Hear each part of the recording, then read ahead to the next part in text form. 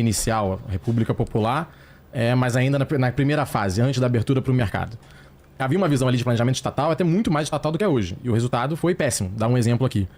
Da cabeça do planejador estatal, vamos criar regras que vão valer para todo o país e que vão guiar o desenvolvimento das nossas cidades e da urbanização. Foi criada uma regra de que todos os apartamentos a serem feitos pelo Estado, e todos eram feitos naquele momento pelo Estado, deveriam ter pelo menos 1 hora de sol por dia, no momento que tivesse menos sol no ano. Então, esse era o critério. Só que acontece, na época, mais ou menos, os prédios dificilmente passavam de 5 andares na China, por uma questão de energia, de abastecimento, elevador. Então, quase todos esses conjuntos habitacionais tinham 5 andares. Se você tem 5 andares em angulação do sol para pegar aqui no primeiro andar de baixo, você, com base no sol, você acaba fazendo a distância entre os blocos. Só que a regra é tão da cabeça do planejador central que desconhece as diferentes realidades de cada cidade, que conforme a latitude, isso varia. Então imagina que na China isso aconteceu, Pequim e as grandes cidades ficavam mais ao sul. A China tem mais pessoas e já tinha naquele momento mais ao sul. No sul, por causa da posição do sol, Vilela, por causa da posição do sol, os blocos tinham que ser mais distantes do que no norte da China, porque a latitude muda.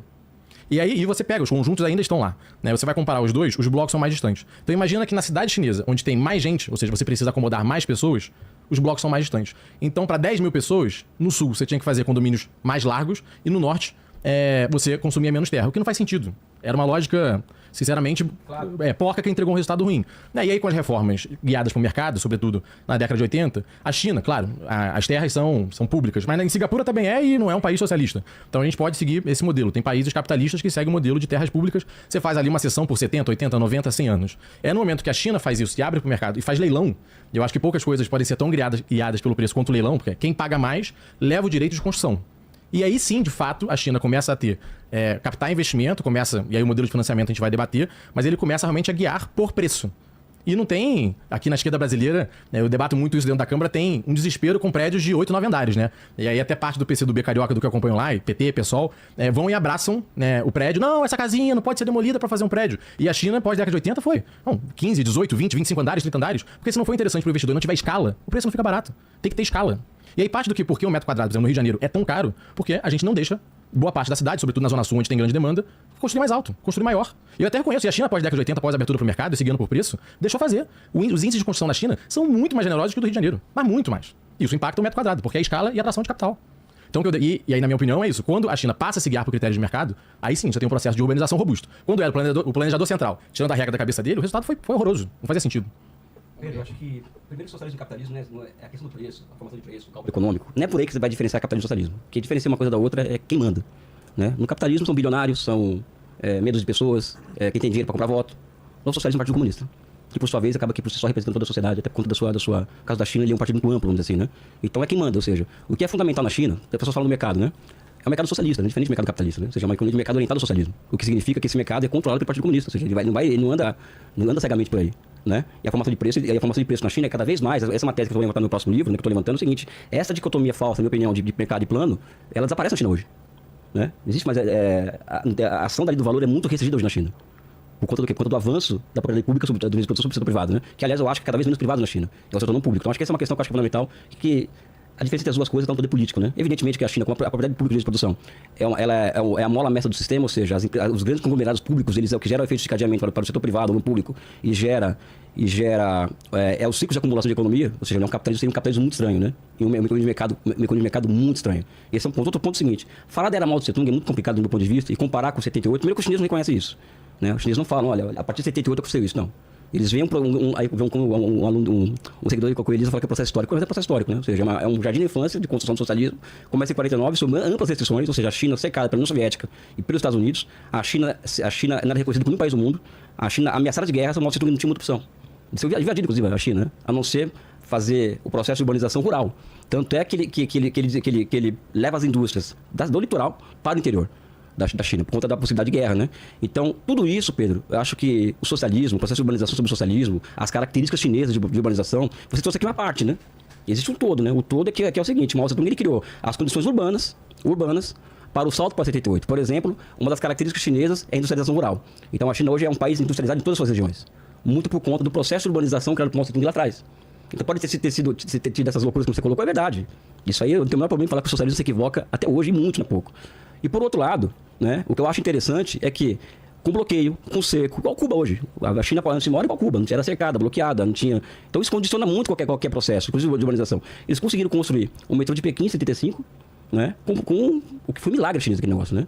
E o metrô de Pequim é um caso a ser estudado, na minha opinião, porque é um país bloqueado, isolado, consegue construir uma indústria mecânica pesada própria e construir um metrô com suas próprias forças em 75, né? Enfim. Eles pegam um exemplo assim da coisa mais. Olha só, os prédios não pegavam tanto sol. Olha só como o socialismo não funciona. Meu Deus do céu. Eles têm que catar piolho pra achar um problema, que é exatamente o que o Elias Jabor vai dizer. Não, realmente é um problema. Mas, tipo, os caras estavam embargados, os caras estavam fodidos, os caras não tinham muito o que fazer, e ainda assim os caras foram lá e meteram um metrô sem nenhum recurso. Porra, mano. Purinha, exatamente. Eu acho, só pra terminar, Pedro, que quando fala-se no processo em China pré-78, tem que colocar tudo isso na mesa, Não, entendeu? A China pós-78 não tinha as restrições. Gaguejando muito. Aí alguém tem que explicar assim, ele é gago. Ele tem esse problema. O que tu quer dizer? Quer dizer que tu acha que ele tá errando porque ele tá gaguejando? Meu Deus, que O seu processo de desenvolvimento, geopoliticamente colocados, como tinha antes, né? A gente não pode ignorar também que existia a China antes de 78. Então eu só tô colocando aqui a visão de que existe uma visão de planejamento central. E continua. Que aí pode ser, porque era uma questão. Mas no nível muito mais orientado pro mercado do que era. E digo, por exemplo, se eu pegar aqui o celular agora, né, quem tá nos acompanhando, e botar no Booking, você vai fazer uma reserva em Xangai, em Pequim, em várias cidades, né, da China, com base em valor de mercado. O preço varia. Você vai olhar, tem alta temporada, tem baixa temporada, tem momento final de semana é mais caro que dia de semana. Então isso é orientação de mercado. Né? Não estou dizendo, até porque eu não quero reivindicar a China, né, como um país capitalista. Eu tenho diversas críticas. Até minhas críticas são mais, hoje, ao modelo de governo chinês, né? Eu sou um cara que acredita na democracia liberal, de poder votar em partidos, de poder ter alternância, sei sua opinião, não gosta da dualidade democracia-ditadura, mas eu acredito que a China é uma ditadura e eu, como liberal, como é que eu concorreria lá a vereador, assim, né? Eu vou ter que criar uma ala liberal dentro do Partido Comunista? É difícil, então, né, eu já tenho essa grande crítica. Mas quando a gente vai para a formação de valor, sobretudo o mercado imobiliário que a gente está comentando, hoje ele é consideravelmente orientado. E isso viabilizou muito da urbanização, tanto que pós-80, que você vai ter as grandes cidades chinesas chegando em tamanhos colossais. E a industrialização do interior, a produtividade das zonas econômicas especiais com o interior é muito maior. Basta ver a renda média. Você pegar as grandes cidades da costa, que são aquelas que cresceram com as zonas econômicas especiais. Não, é que ele quer transformar o Rio de Janeiro em Balneário Camboriú, entendeu? Ele quer que seja tão bonito quanto o Balneário Camboriú é. A Dubai brasileira. Não tem comparação com a produtividade, com a renda per capita, com a renda média do interior. A gente está falando de 2, 3, 4 vezes a diferença de renda. Se você entrar agora no Google e pegar os dados de renda per capita na China em crescimento, hoje não, últimos 20 anos, entre litoral e interior, é o contrário. Porque a partir da década de 90, quando a China consegue criar condições de ter uma economia monetária moderna, ou seja, grandes empresas com capital financeiro público sobre sua base, ela cria condições de criar políticas fiscais. Né? Por isso que é lançado na década de 90, no final da década de 90, um programa para desenvolver o oeste do país.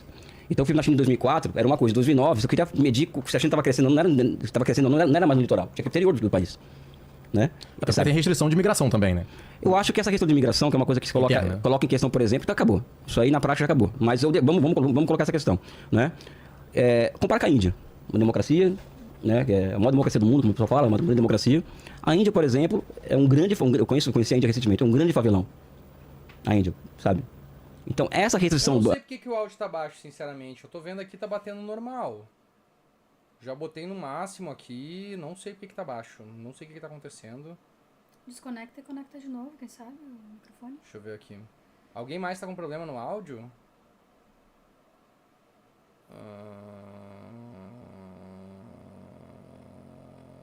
Não tá normal aqui. Vamos ver se eu ligar de novo. Só se estou... Alô? Alô? Alô? Alô? E agora? Tá melhor? Agora melhorou, né? Tome. A migração interna possibilitou que a China não tinha favela, por exemplo. É um caso. Você pode concordar ou não, porque até porque o oriental não seguia pelo individual, né? O oriental é muito pelo coletivo, né? Então as pessoas acabam aceitando muito pelo bem coletivo. Na China, elas preferem segurança do que liberdade. Isso são dados de pesquisa. Não tô falando que eu concordo com isso ou não. É um dado real daquela sociedade. A China tem favela. Como que o país de 1,4 bilhão de habitantes não tem uma cidade com Madras, por exemplo, como New Delhi, ou seja, não tem. Acho que só para contextualizar aqui até um pouco do que a gente está debatendo, né, que é o chamado sistema Hukou. Hukou, sim.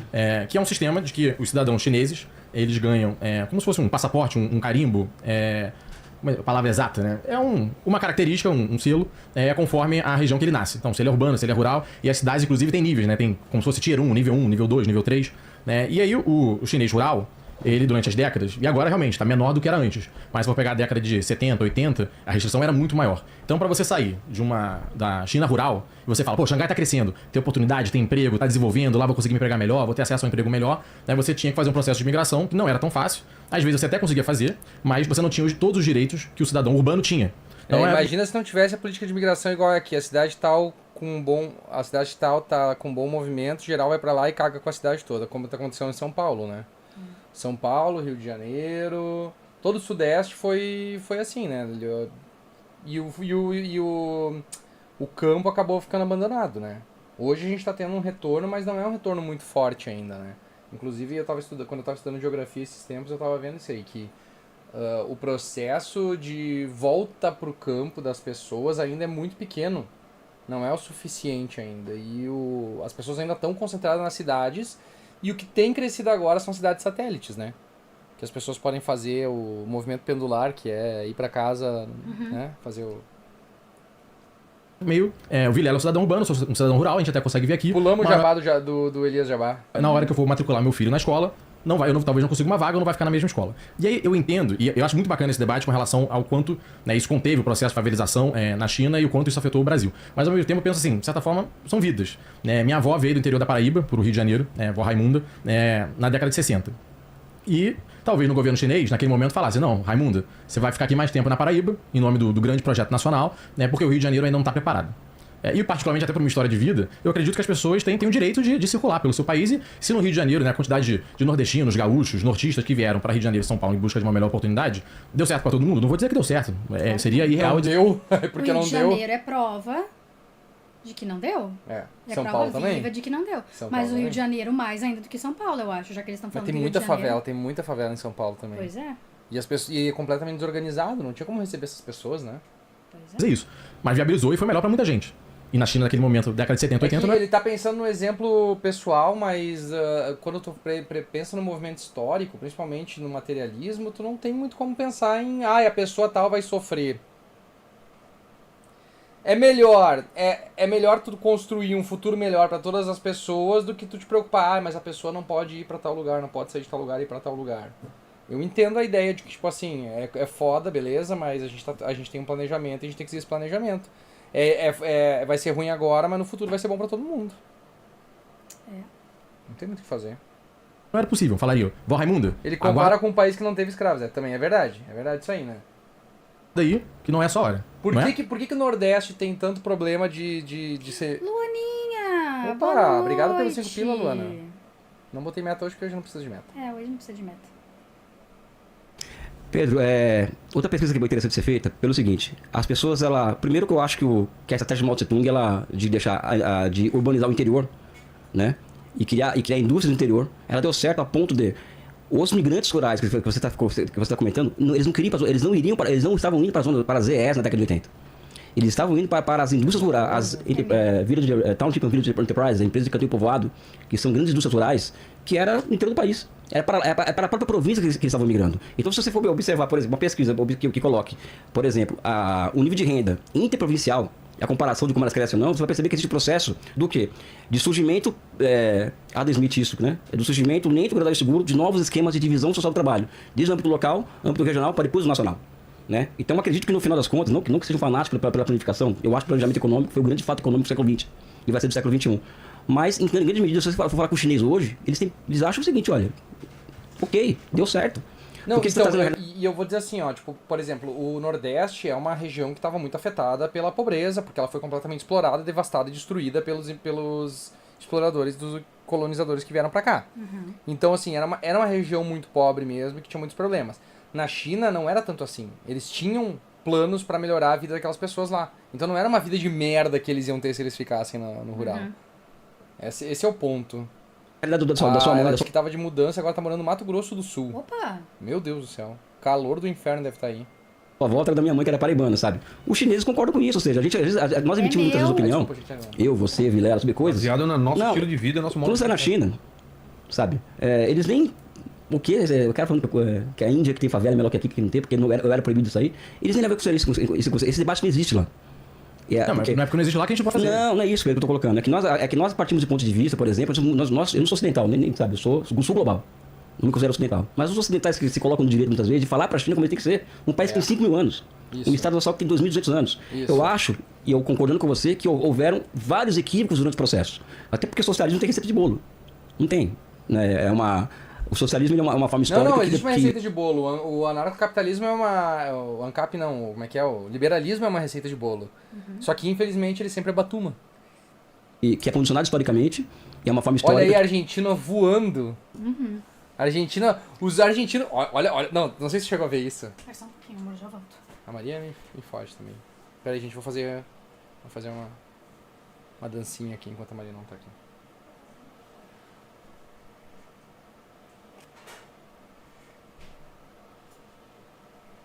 Eu não sei o que fazer quando eu tô sozinho na live.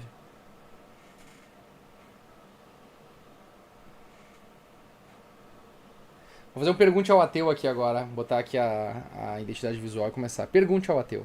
Posso pegar agora? Pode. Agora fiquei na dúvida se tu tinha terminado ou não. Sim, agora eu terminei. Ih, tá ardendo aí na tua cara? Sim, tá ardendo e eu não consigo prestar atenção, porque eu fico prestando atenção na minha cara ardendo. Por isso que eu tô fazendo isso. Com o que tu lavou tua cara? Nada, amor, eu só tomei banho, não lavei o rosto no banho. Lava o rosto então? Não, vai piorar se eu lavar o rosto. Talvez então tenha queimado um pouco do rosto. Eu acho que eu queimei, tá com sensação de queimadura. Escravos pegaram preço pra que hoje todos vivam bem. Exatamente. Aqui no Brasil é. Aqui no Aí Brasil, não deu exatamente. certo, né? Posso beijar a careca do Miss? Pode beijar a careca. Que é condicionado geopoliticamente. Obrigada, Então as escolhas do planejador central, como está colocando aqui, de forma debochada no bom sentido, né? Que aliás, Sim, a Maria pegou só no dia mais quente do ano só, né? o planejador central lá. Peguei, mas tá, é que eu tava muito ocupada brincando com o meu afilhado, aí eu nem notei. Se eu peguei hard. sol, eu não É notei. muito mais do que aquela época. Você está falando de preço de mercado, essa função de preço de mercado que você vê no book, isso não é nada no processo de acumulação na China. Quem dá o tom no processo de acumulação da economia chinesa são os grandes conglomerados públicos da economia. Então, você tem mercado para informação de preço, book.com. É o seguinte, os argentinos estão vindo e foram lá numa loja de departamento, acho que era da Decathlon, em Santa Catarina, e limparam as estantes. Aí, os alucinados brasileiros do Bolsonaro estavam dizendo que a galera os argentinos estavam com tanto poder de compra que eles estavam vindo comprar aqui porque pra eles era mais barato comprar aqui. E não porque no país deles está completamente inflacionado todos os preços e eles não conseguem comprar nada lá. Eu vi uns argentinos mostrando o valor das compras num atacadão. Isso? R$184, tipo um carrinho cheio de coisa. E aí, só que aí os bolsonaristas estavam dizendo que é porque aqui no Brasil a nossa moeda tá enfraquecida e não vale nada e o peso está super valorizado. Tu entende que eles estão vivendo uma realidade alternativa onde eles estão distorcendo as coisas, assim? Sempre. É muito ridículo. Sempre. Se Darwin abrisse uma igreja e virasse pastor, você estaria no culto orando? Depende. O preço do imóvel de Xangai é o mercado que determina. Soro Isso bem gelado não acaba tem determinação para a economia chinesa. E mais, Compressinha de gelada aqui. como o crédito na China ele é público, né? Eles decidiram furar a bolha imobiliária. Então essa história de que hoje, por exemplo, o preço o mercado determina o preço das coisas na China, o preço da casa nas cidades urbanas, mais ou menos. Mais ou menos. Porque o governo interviu na economia, furou a bolha imobiliária. Com a decisão do Partido Comunista acertada, inclusive. Né? A gente pode discutir isso depois. Mas enfim, o recado é esse. Os chineses, às vezes, a gente quer colocar nossos valores para eles. Só que, por exemplo, sua mãe veio para o Rio de Janeiro, teve oportunidade, teve. Sabe? Só que na China, por exemplo, com todas essas restrições que está colocando, o filho do cara vai para a universidade. Hoje o filho do chinês, o sonho dele é ser astronauta, né? Ser youtuber como nos Estados Unidos. Né? Ou seja, todos esses problemas geram um caldo de convicções daquela sociedade que são completamente diferentes das nossas, entendeu? Sabe? Porque é um país que cresce, gera 12 milhões de empregos urbanos por ano, que esse é o desafio nosso. 12 milhões de empregos urbanos por ano. Né? E as pessoas, o que o chinês quer ser hoje? Quer ser astronauta, quer ser cientista. O que um jovem brasileiro quer ser? Youtuber, influencer. Né? Então, esse esquema de sociedade que você critica dentro da sua crença de valores, ok, tem essa perspectiva de vida. No Ocidente, meu amigo, você vai de Washington, pega um avião, desce para terminar aqui, desculpa. Nada. Você desce no aeroporto do Washington, qual é o aeroporto lá? Tem dois lá, tem o nacional e o internacional. Um é o Reagan. Não, Reagan. Desce naquele aeroporto, vai até o centro da cidade, é só homeless. Né? Então, se você pegar a China e Estados Unidos, até o Trump disse isso, né? Se você for para uma cidade chinesa, para uma americana, porque vamos falar que a China é o país desenvolvido nos Estados Unidos, né? Ou seja, no final das contas, o que está dando certo, né, o que está entregando o resultado para a população, não é mais esse modelo ocidental americano. Os Estados Unidos hoje tem homeless é todo direito. Tem muito sem teto nos Estados Unidos, por favor. É. Tanto que quando a gente ia comer em algum lugar e sobrava comida, a gente sempre levava pra dar pra um mendigo, porque a gente ia passar por um mendigo, invariavelmente. Não passava duas quadras sem achar alguém. Emerald Rock Vai, pode mandou falar. 5 pila. 2025 e o novo existe. Uhum. Poderia ir com o PSDB pro além e nunca mais voltar. Lembrando que em 24 já teve candidato do novo usando o fundo eleitoral. Muitos deles se elegeram por causa disso, né, inclusive. Eles E entenderam, o né? César mandou 2 pila comemorando aniversário assistindo vocês. Top! Feliz aniversário, Feliz aniversário, César. Faz aniversário pertinho do meu, falta um pouquinho mais de um mês pro meu aniversário. Pro grande 4.0. Europa é só pra- Não, Eu vou em comemorar Paris não não. A fazendo Europa- live. A Europa, por exemplo, Na sexta a gente não faz live. Eu sei. aliás, roubaram minha carteira em metrô, coisa mais chique, você roubaram em Paris, né? Sabe? Nossa. É. Pickpocket. Cara, é Cracolândia em Frankfurt, meu amigo. Cara. Ou seja, isso é o preço do quê? É o preço Isso é um da... ponto que a gente não leva muito em consideração, né? A gente tem um modo de pensar a vida muito e a sociedade muito dos Estados Unidos e da Europa. Sim.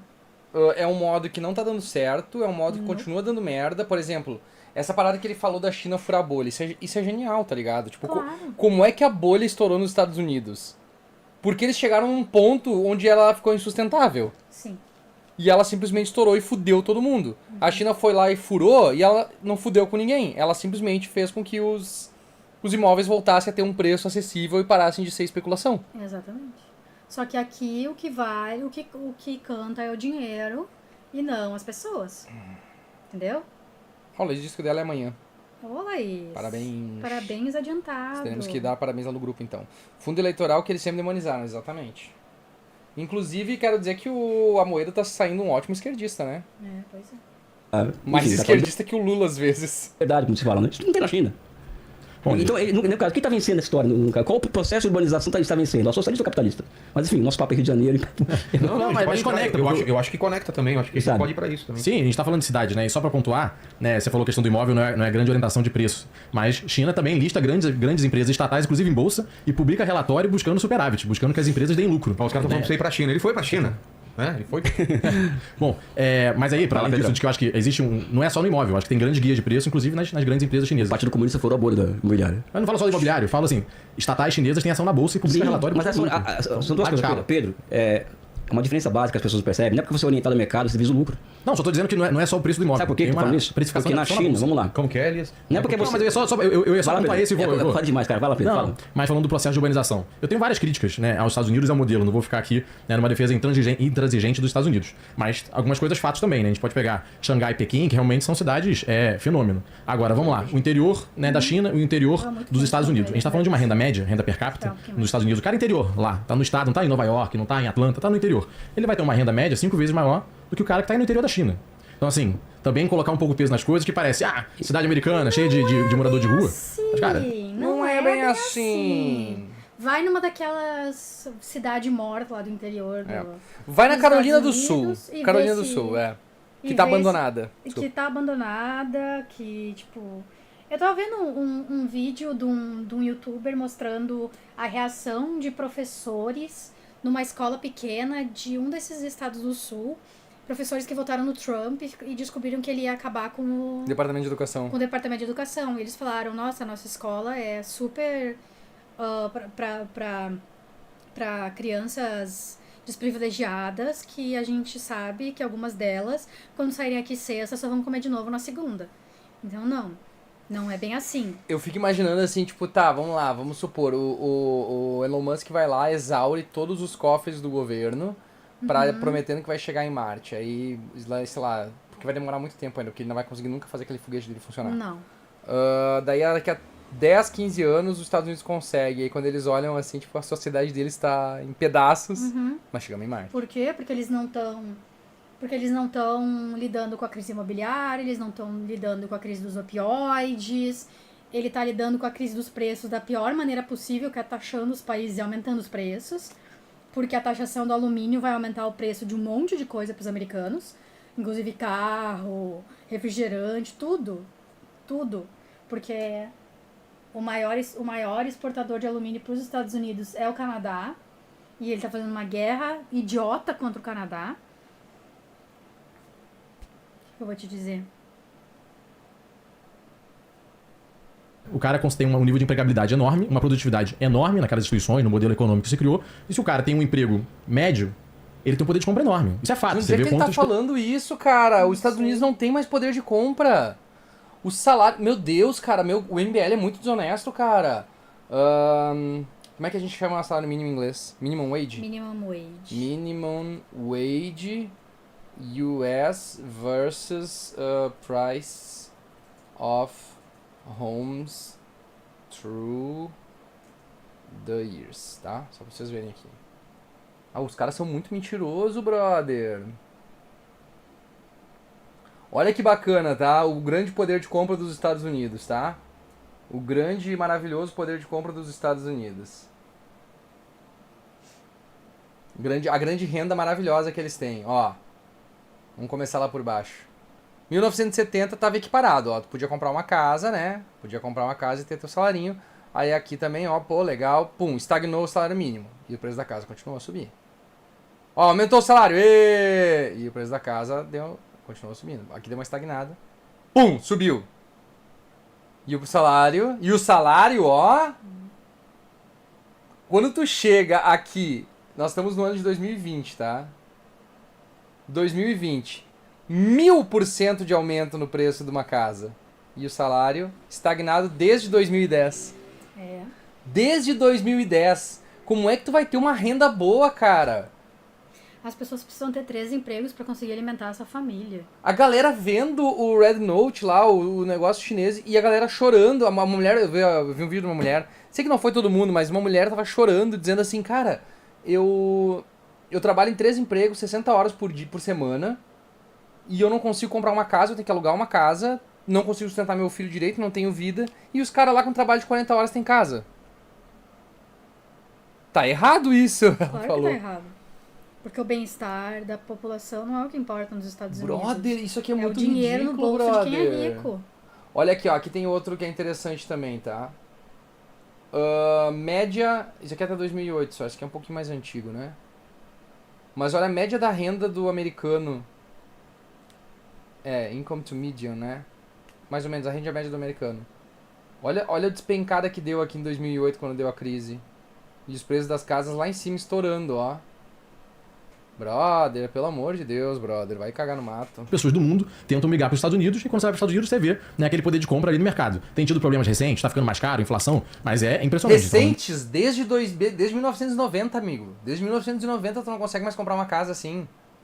De uma renda média, né, do interior dos Estados Unidos comparando com o interior da China, Com certeza. 6, 7 vezes maior.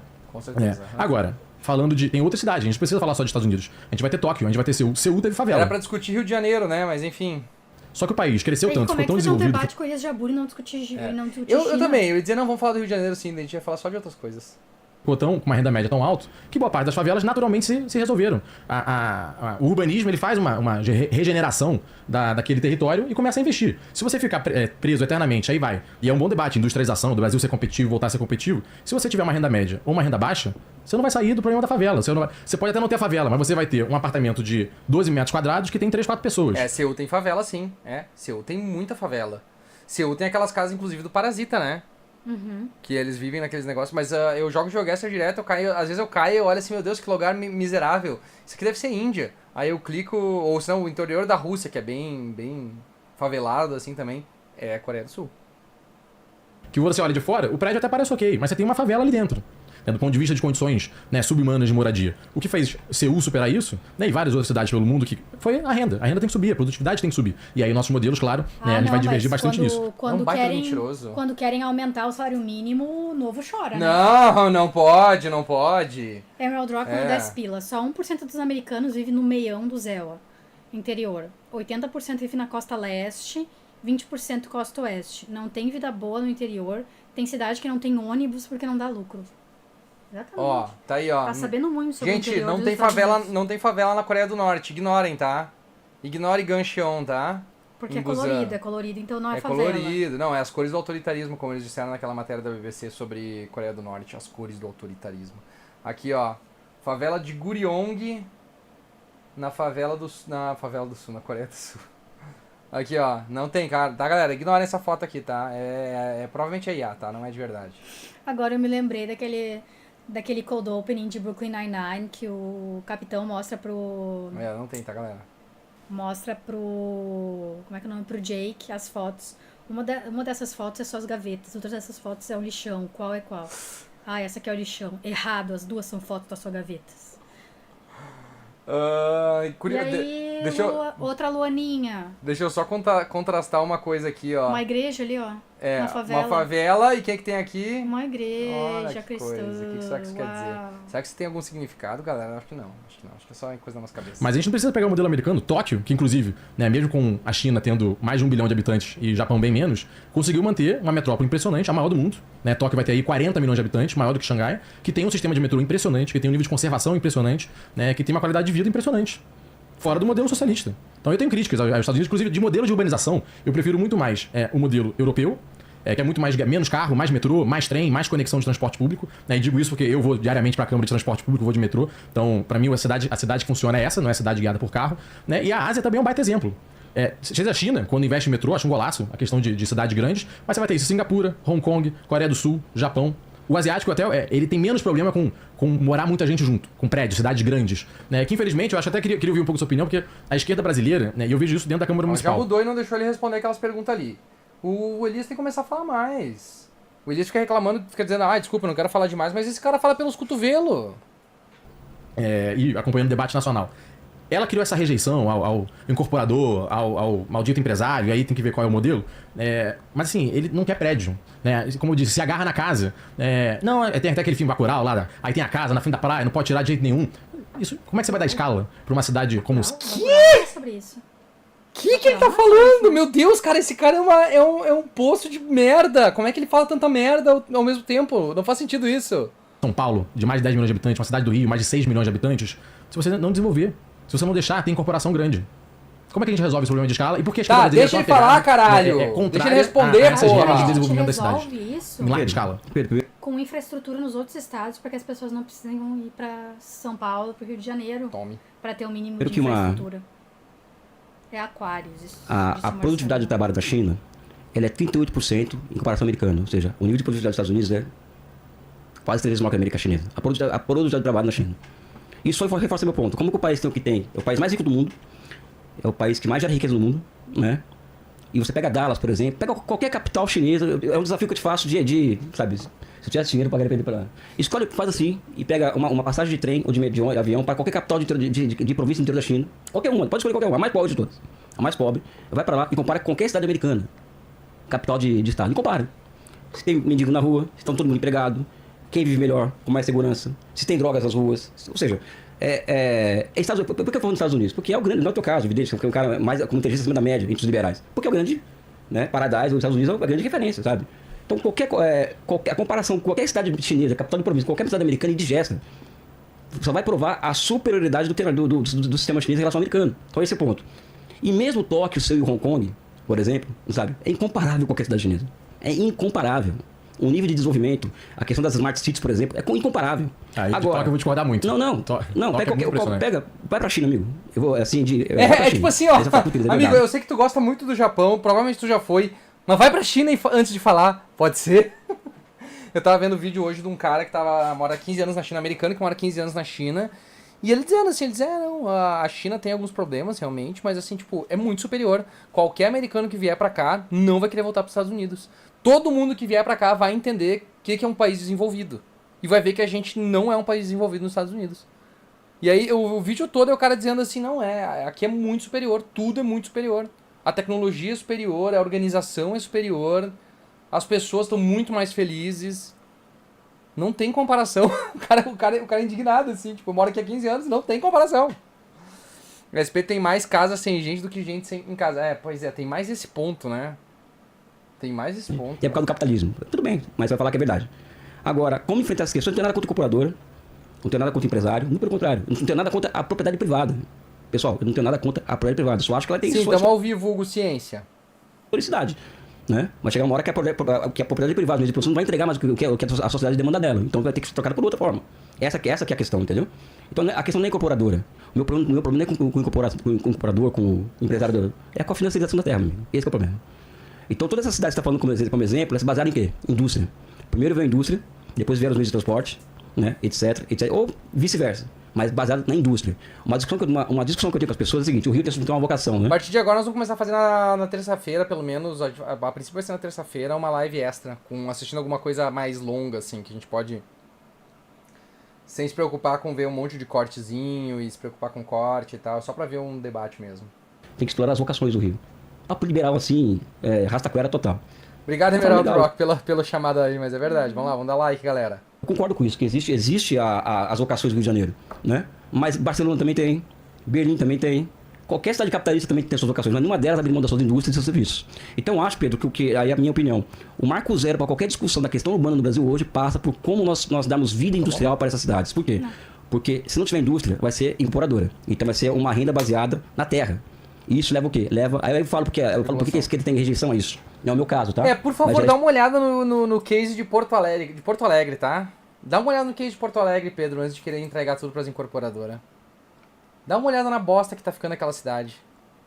Dá uma olhada na Melnick e na... Como é que é o nome da outra? Goldstein Cirela. Cirela Goldstein. As incorporadoras compraram a cidade, praticamente. E elas que mandam na cidade agora. O Melo é um bonequinho deles. E eles estão gentrificando tudo. O preço do imóvel tá ridículo pra viver numa cidade de merda que cheira mijo. Sabe? Uma cidade de bosta, com uma infraestrutura cagada, mas cheia de prédio pra rico. Bem show. Bem massa que tá Porto Alegre. Assim, ó, top demais. Expulsão de pessoas. Porque o preço da terra cresce, onde não tem indústria, né? Então a especulação imobiliária vira a dinâmica de acumulação principal e não a dinâmica industrial. É isso que as pessoas dizem que eles ficam putas, né? Aí pega a bode do incorporador, não tem ódio com relação a eles. Mas a questão é a seguinte: acho que a diferença nossa é o seguinte: é que eu acredito nas cidades capitalistas, tá? Capitalistas, porque elas são baseadas na indústria. Né? Agora, cidades capitalistas, que são as periféricas, né? Em que, por exemplo, está falando que renda média, né? A renda gera renda, isso fora da indústria é fantasia. Se você não tiver industrialização, você não tem aumento da produtividade da renda. Fora da indústria, isso é fantasia. Sabe? É uma fantasia assim que não é tua, não, sabe?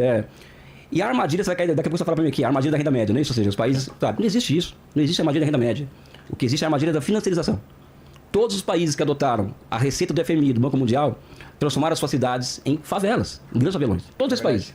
Que privatizou tudo, que desregulamentou o preço da terra, desregulamentou a economia, todos esses se desindustrializaram, né? E transformou a terra, transformaram a terra em ativo financeiro. E ao transformar a terra em ativo financeiro, cria um problema urbano gravíssimo, que é o problema da exclusão. Então acho que o problema não é de renda média, o Brasil chegando na renda, não. É a financiarização, é a armadilha da financiarização. Talvez seja o único cara de esquerda que acha que discorda desse discurso de que é a armadilha da renda média, né? Sabe? Acho que é a financiarização. Acho que esse é o problema a ser enfrentado, Pedro. Aí é o seguinte, eu acho que eu falei pra você no carro, né? Ou onde a gente estava antes, né? Pessoal, eu quero Coreia do Sul no Brasil. Se você me vender um modelo sul-coreano de desenvolvimento, ou um modelo alemão de desenvolvimento, eu vou abraçar. Não precisa ser socialismo, não. Porque eu acho que o socialismo é aquela história, é uma resposta histórica para problemas historicamente colocados. E as perguntas que o Brasil coloca hoje, não é o socialismo que vai responder. Eu acho que é o capital industrial. Então, eu até brinco com o Eduardo, né? O choque de capitalismo que ele fala, né? É capitalismo industrial. Nós precisamos de indústria no Brasil. Qual indústria? Aí vai um outro debate, né? Mas enfim, existe renda, produtividade sem indústria. Pode esquecer, todos os nossos governos, inclusive o suposto de esquerda, é completamente entreguista. A gente vai virar uma grande fazenda gigante, assim, e é isso que a gente vai ser. Não tem como. A indústria no Brasil não consegue subir porque o agro... Tá matando tudo. O agro sufoca tudo. O agro é o cristianismo, praticamente. O agro e o cristianismo matam tudo. Matam tudo. É a erva daninha. Tem bairros em Porto Alegre que você leva 2 horas pra chegar no centro. Nossa, cara, quando eu fui visitar, a gente ia visitar a mãe da Maria no hospital lá na Zona Sul, cara, era um inferno, bicho. Era 1 hora pra chegar em Porto Alegre e 1 hora pra chegar na Zona Sul. Falei de SP que ele tava falando do caso de Aquários, claro, porque o povo que morava no prédio reclamou que se eles saíssem dali iam ser jogados pra periferia. Pois é, né? Mas é um boca aberta, nem pra saber o nome do filme. Mas na China tem todos os tipos de óleo. O principal eixo empresarial foi concentrado num lugar só, Carlos Gomes. Trânsito horrível, ônibus superlotado pra chegar lá, pois é.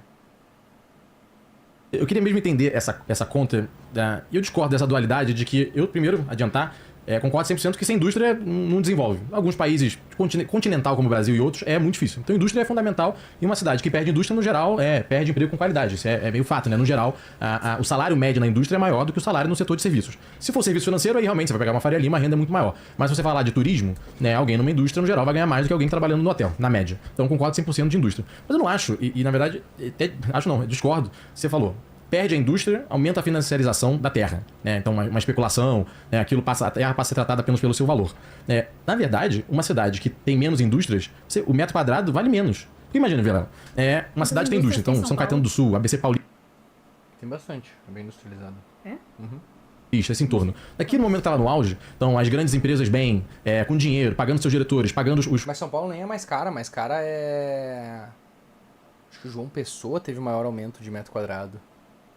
Os trabalhadores, o mercado imobiliário tá vindo bem. O cara tem dinheiro para pagar a prestação, o cara tem dinheiro para comprar um apartamento. E em cima disso, o valor da terra fica mais caro. Então, na verdade, quando as cidades começam a perder indústria, é ruim pro mercado imobiliário. Então, imagina uma cidade que perde toda a sua indústria, digamos, colapsou, não tem indústria nenhuma. Como é que a terra vai ficar mais cara? Ela não fica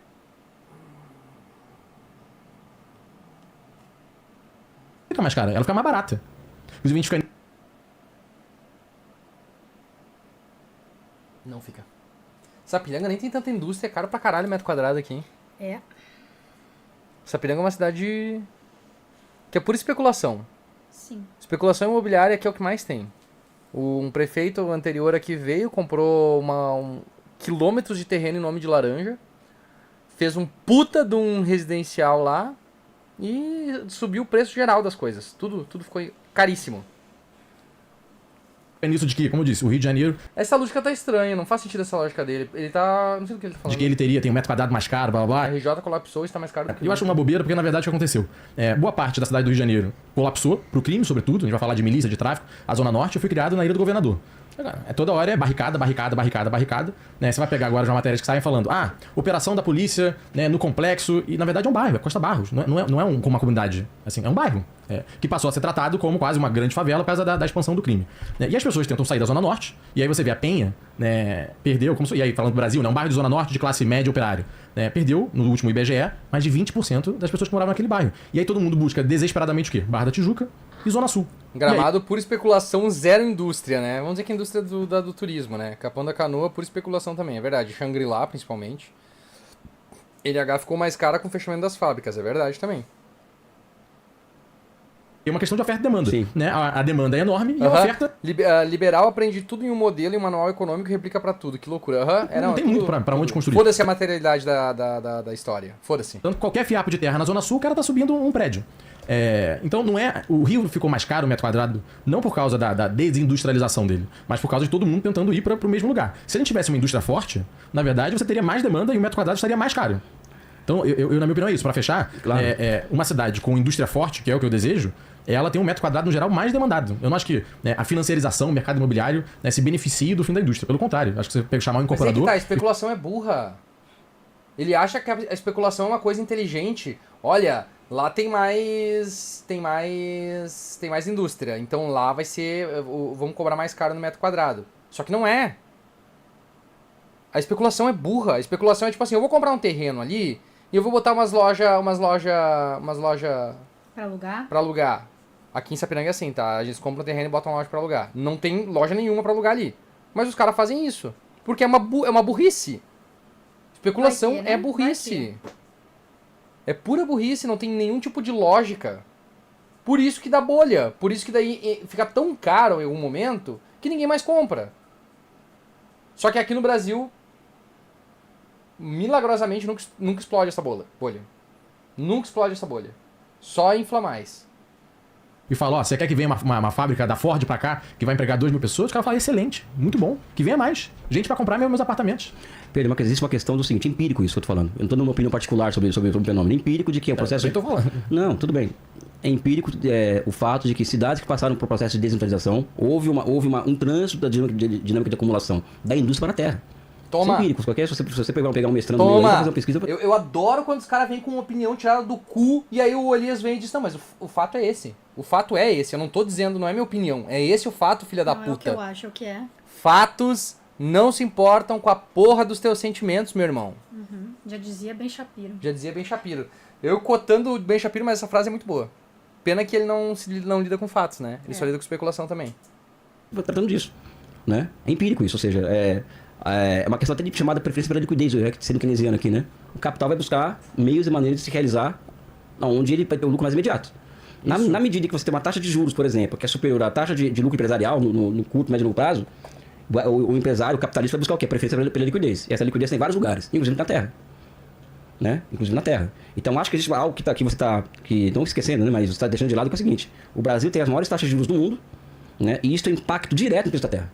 Em cidades como Rio de Janeiro, por exemplo, Salvador, por incrível que possa parecer.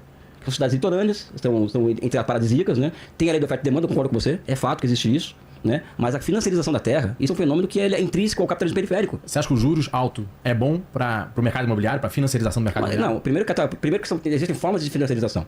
Então você pega a economia americana, é uma economia altamente financiarizada. Só que é baseada na bolsa de valores, derivativos, sistema financeiro, etc. O Brasil é juros de dívida pública, né? Aqui é uma outra forma de... O Brasil é uma economia altamente financiarizada, só que financiarizada do ponto de vista... Ela é financiarizada via título da dívida pública, né? E isso é impacto direto. Isso nem precisa chegar no Marx. O Ricardo explica isso. O Ricardo, quando fala das rendas diferenciais da Terra, explica isso muito bem. Né? O Marx é demais, já, sabe? Entendeu? Fica no Ricardo, quando ele explica a questão das rendas diferenciais. Né? E a luta do Ricardo era contra o quê? Justamente aquele corpo social, que eram os agricultores renteiros da terra, que o fato deles alimentarem as cidades, né? Eles impediam o desenvolvimento da indústria a partir da formação de preço oligopólico, por exemplo, de alimento, por exemplo. Né? Então, o que existe hoje no Brasil, na cidade em particular, é uma formação de preços na terra, lá Ricardo, entendeu? Muito claro, isso é empírico isso daí. Não anula sua hipótese, estou sendo convergente com você aqui, eu estou sendo convergente, não estou sendo divergente, não anula sua hipótese, mas no fundamental, a financiarização ela afeta de A a Z um país. E no caso brasileiro, afeta sim a questão da terra. Então, eu acredito, por exemplo, que não existe futuro para o Rio de Janeiro fora do processo de industrialização. O que nós podemos discutir aqui, eu na Câmara, consigo me convocar, você que é o seguinte, a partir de onde? Né? Eu particularmente penso que o Rio de Janeiro pode essa reindustrialização do Rio, essa coisa de ser gago é complicado, né? Depois eu explico porque eu sou gago para as pessoas, que é outra... acho que pode ser um hub ferroviário, e você vai gerar, por exemplo, as indústrias correlatas, esse hub ferroviário vai gerar efeito de cadeamento do resto da economia, até surgir serviços tecnológicos ferroviários, por exemplo. Isso é um meio de se industrializar. Né? Existe outra forma que você vai dar uma aula para mim aqui, inclusive. Né? Elias, eu acho que é por aqui e tal. Vou concordar com você. Então existem várias formas. A questão é, não existe futuro para o Rio de Janeiro fora do processo de reindustrialização, da inserção do Rio de Janeiro dentro do projeto nacional e o Brasil que se integra ao mundo de uma forma soberana. Né? E aqui o último ponto que eu trago como preocupação, que eu já falei isso várias vezes, falo isso, inclusive para o nosso prefeito Eduardo Paes. O porto de Xangai, no Peru, é um porto de 3,5 bilhões de dólares, né? Ele deve ser seguido para a construção da bioceânica. Eles devem acompanhar isso, né? Essa ferrovia bioceânica que pode ser construída saindo do Brasil chegando no Peru. Qual que é o problema nosso aí? Que eu acho que aí, Pedro, você vai ter que dar as mãos e conversar e achar um ponto comum entre nós. O que vai acontecer com o Brasil? Se deixar as leis cegas do mercado, as leis cegas do empreendedorismo, essa coisa toda que a gente comenta e brinca de vez em quando. Cara, vai consolidar o centro-oeste brasileiro como o centro dinâmico da nossa economia, do agronegócio. E qual vai ser o futuro das cidades de Goiânia para cá? Virar grandes favelas, né? Esse que é o X da questão. Então acho que vai chegar um momento em que eu e você vamos ter que sentar com dois amigos ou duas pessoas. Já tem que começar a pensar nisso aí logo. Estrutura a porra da cidade! Estrutura a porra da cidade! Vai, monta! Não deixa virar favela! Civilizados, Pedro. Porque se isso acontecer realmente, o Centro-Oeste vai ser o novo polo econômico do Brasil, né? Ei, velho, o que a gente vai fazer? Como pessoas que pensam mesmo, sabe? Porque isso aqui, o Sudeste já era, o litoral já era. Hoje nossos filhos vão pra Goiânia. Eu não quero que meu filho vá morar em Goiânia, com todo respeito a Goiânia. Vou pra São Paulo. Então, esse porto de Xangai e a ferrovia bioceânica, ela vai consolidar o agronegócio, que é horroroso, um país com potencial como o nosso, depende de commodities para enriquecer, né? Horroroso, né? E vai consolidar aquele centro dinâmico do Centro-Oeste como centro dinâmico da economia brasileira em detrimento da gente.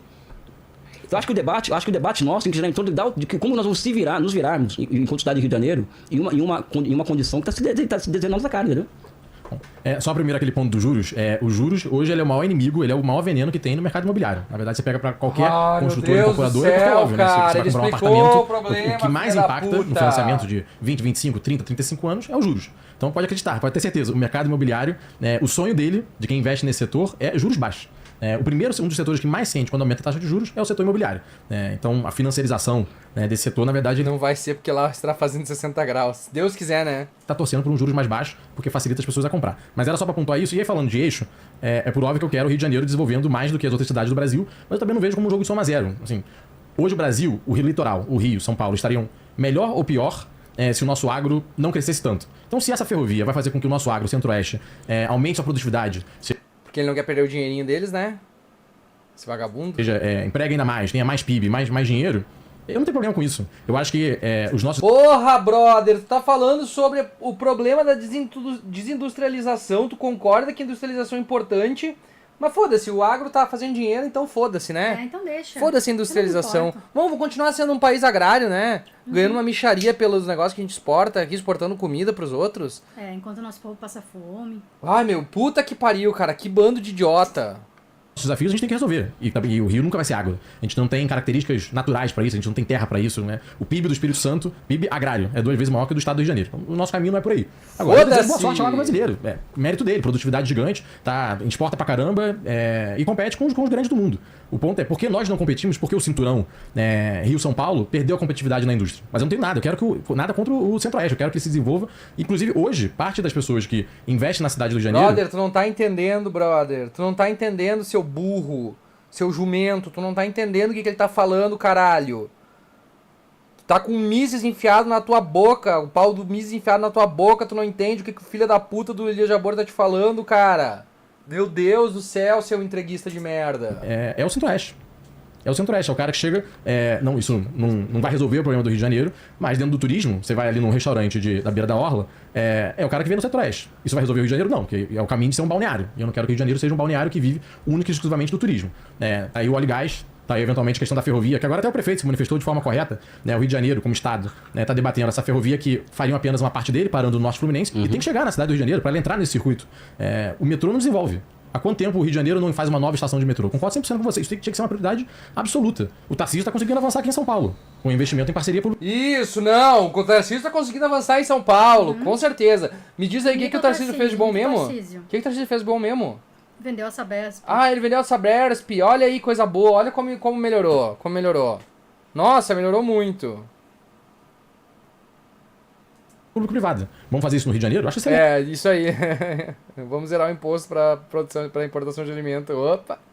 Porque se a gente não investe em trem, inclusive Supervia, né, o trem da nossa cidade tá aí colapsando. Pra quem... Meu Deus, cara, os trens privatizados de São Paulo estão tudo caindo aos pedaços, dando pau o tempo todo, brother. Vai tomar no cu, seu mentiroso de merda. Carioca sabe, o serviço cada vez pior e as empresas, ninguém querendo... E a de São Paulo tá uma bosta também. Todas as linhas privatizadas estão descarrilando toda semana, caralho. Puta que pariu. Investir no setor.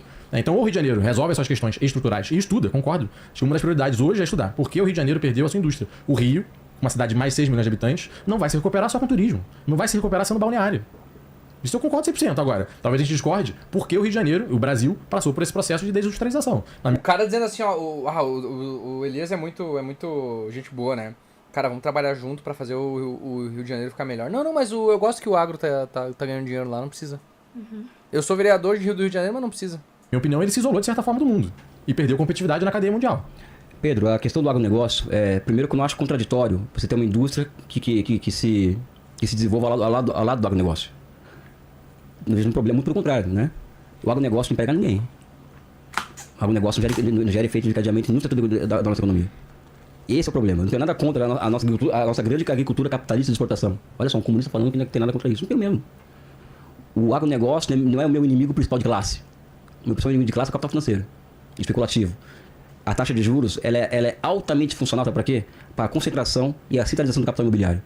Então, o pequeno incorporador e o médio tá puto com a taxa de juros. Os grandes estão comemorando, porque são juros pequenos. Né? Ou seja, a taxa de juros ela favorece a aceleração de uma das leis que o Marx descobre do capitalismo, que é a lei da centralização e concentração do capital.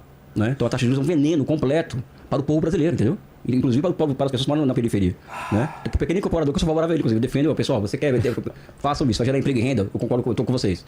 Então o agronegócio, ele tem essa questão da taxa de juros, né, que eu coloco aqui, o agronegócio, não vejo contradição em ter uma indústria ao lado do agronegócio, mas ele não gera emprego, não gera efetivamente a economia, é alta produtividade, mas é um custo altíssimo.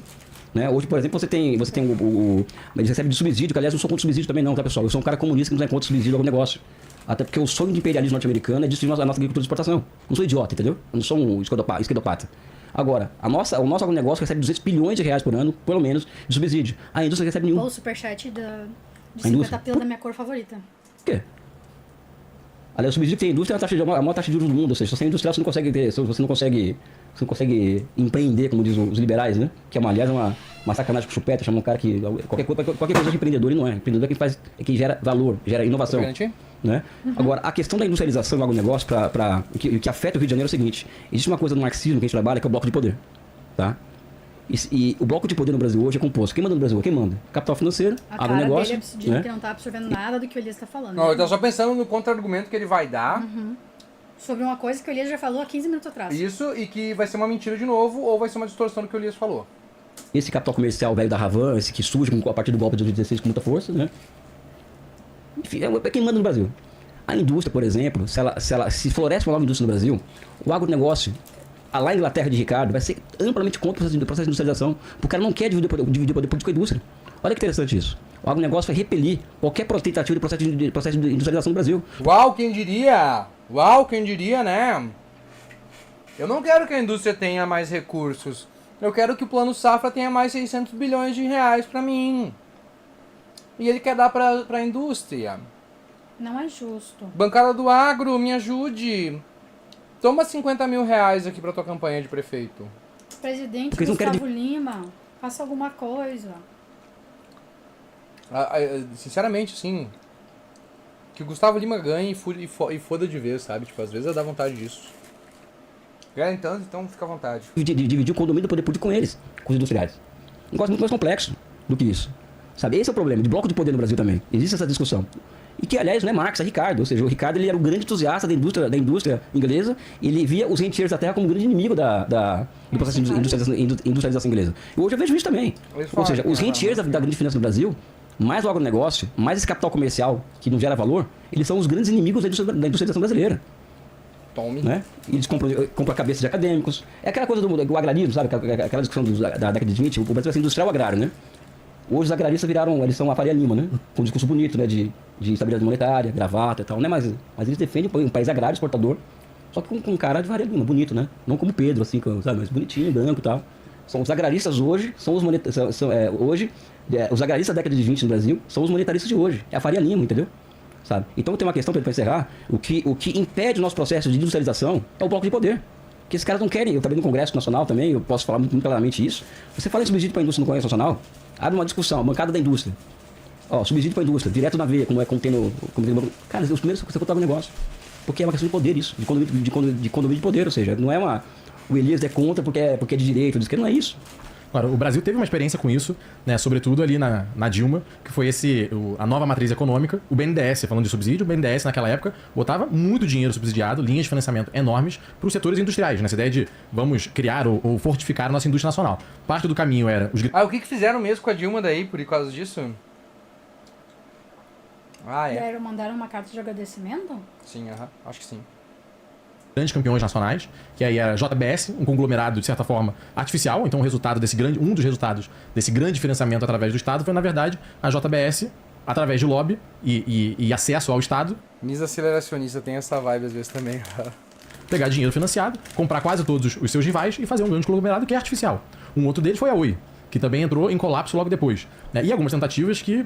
Elias, aí até que você fala, talvez... Eu acho que a gente só vai fazer a revolução se o Gustavo Lima assumir e esmerdear o Brasil de vez. Eu acho que é a única opção.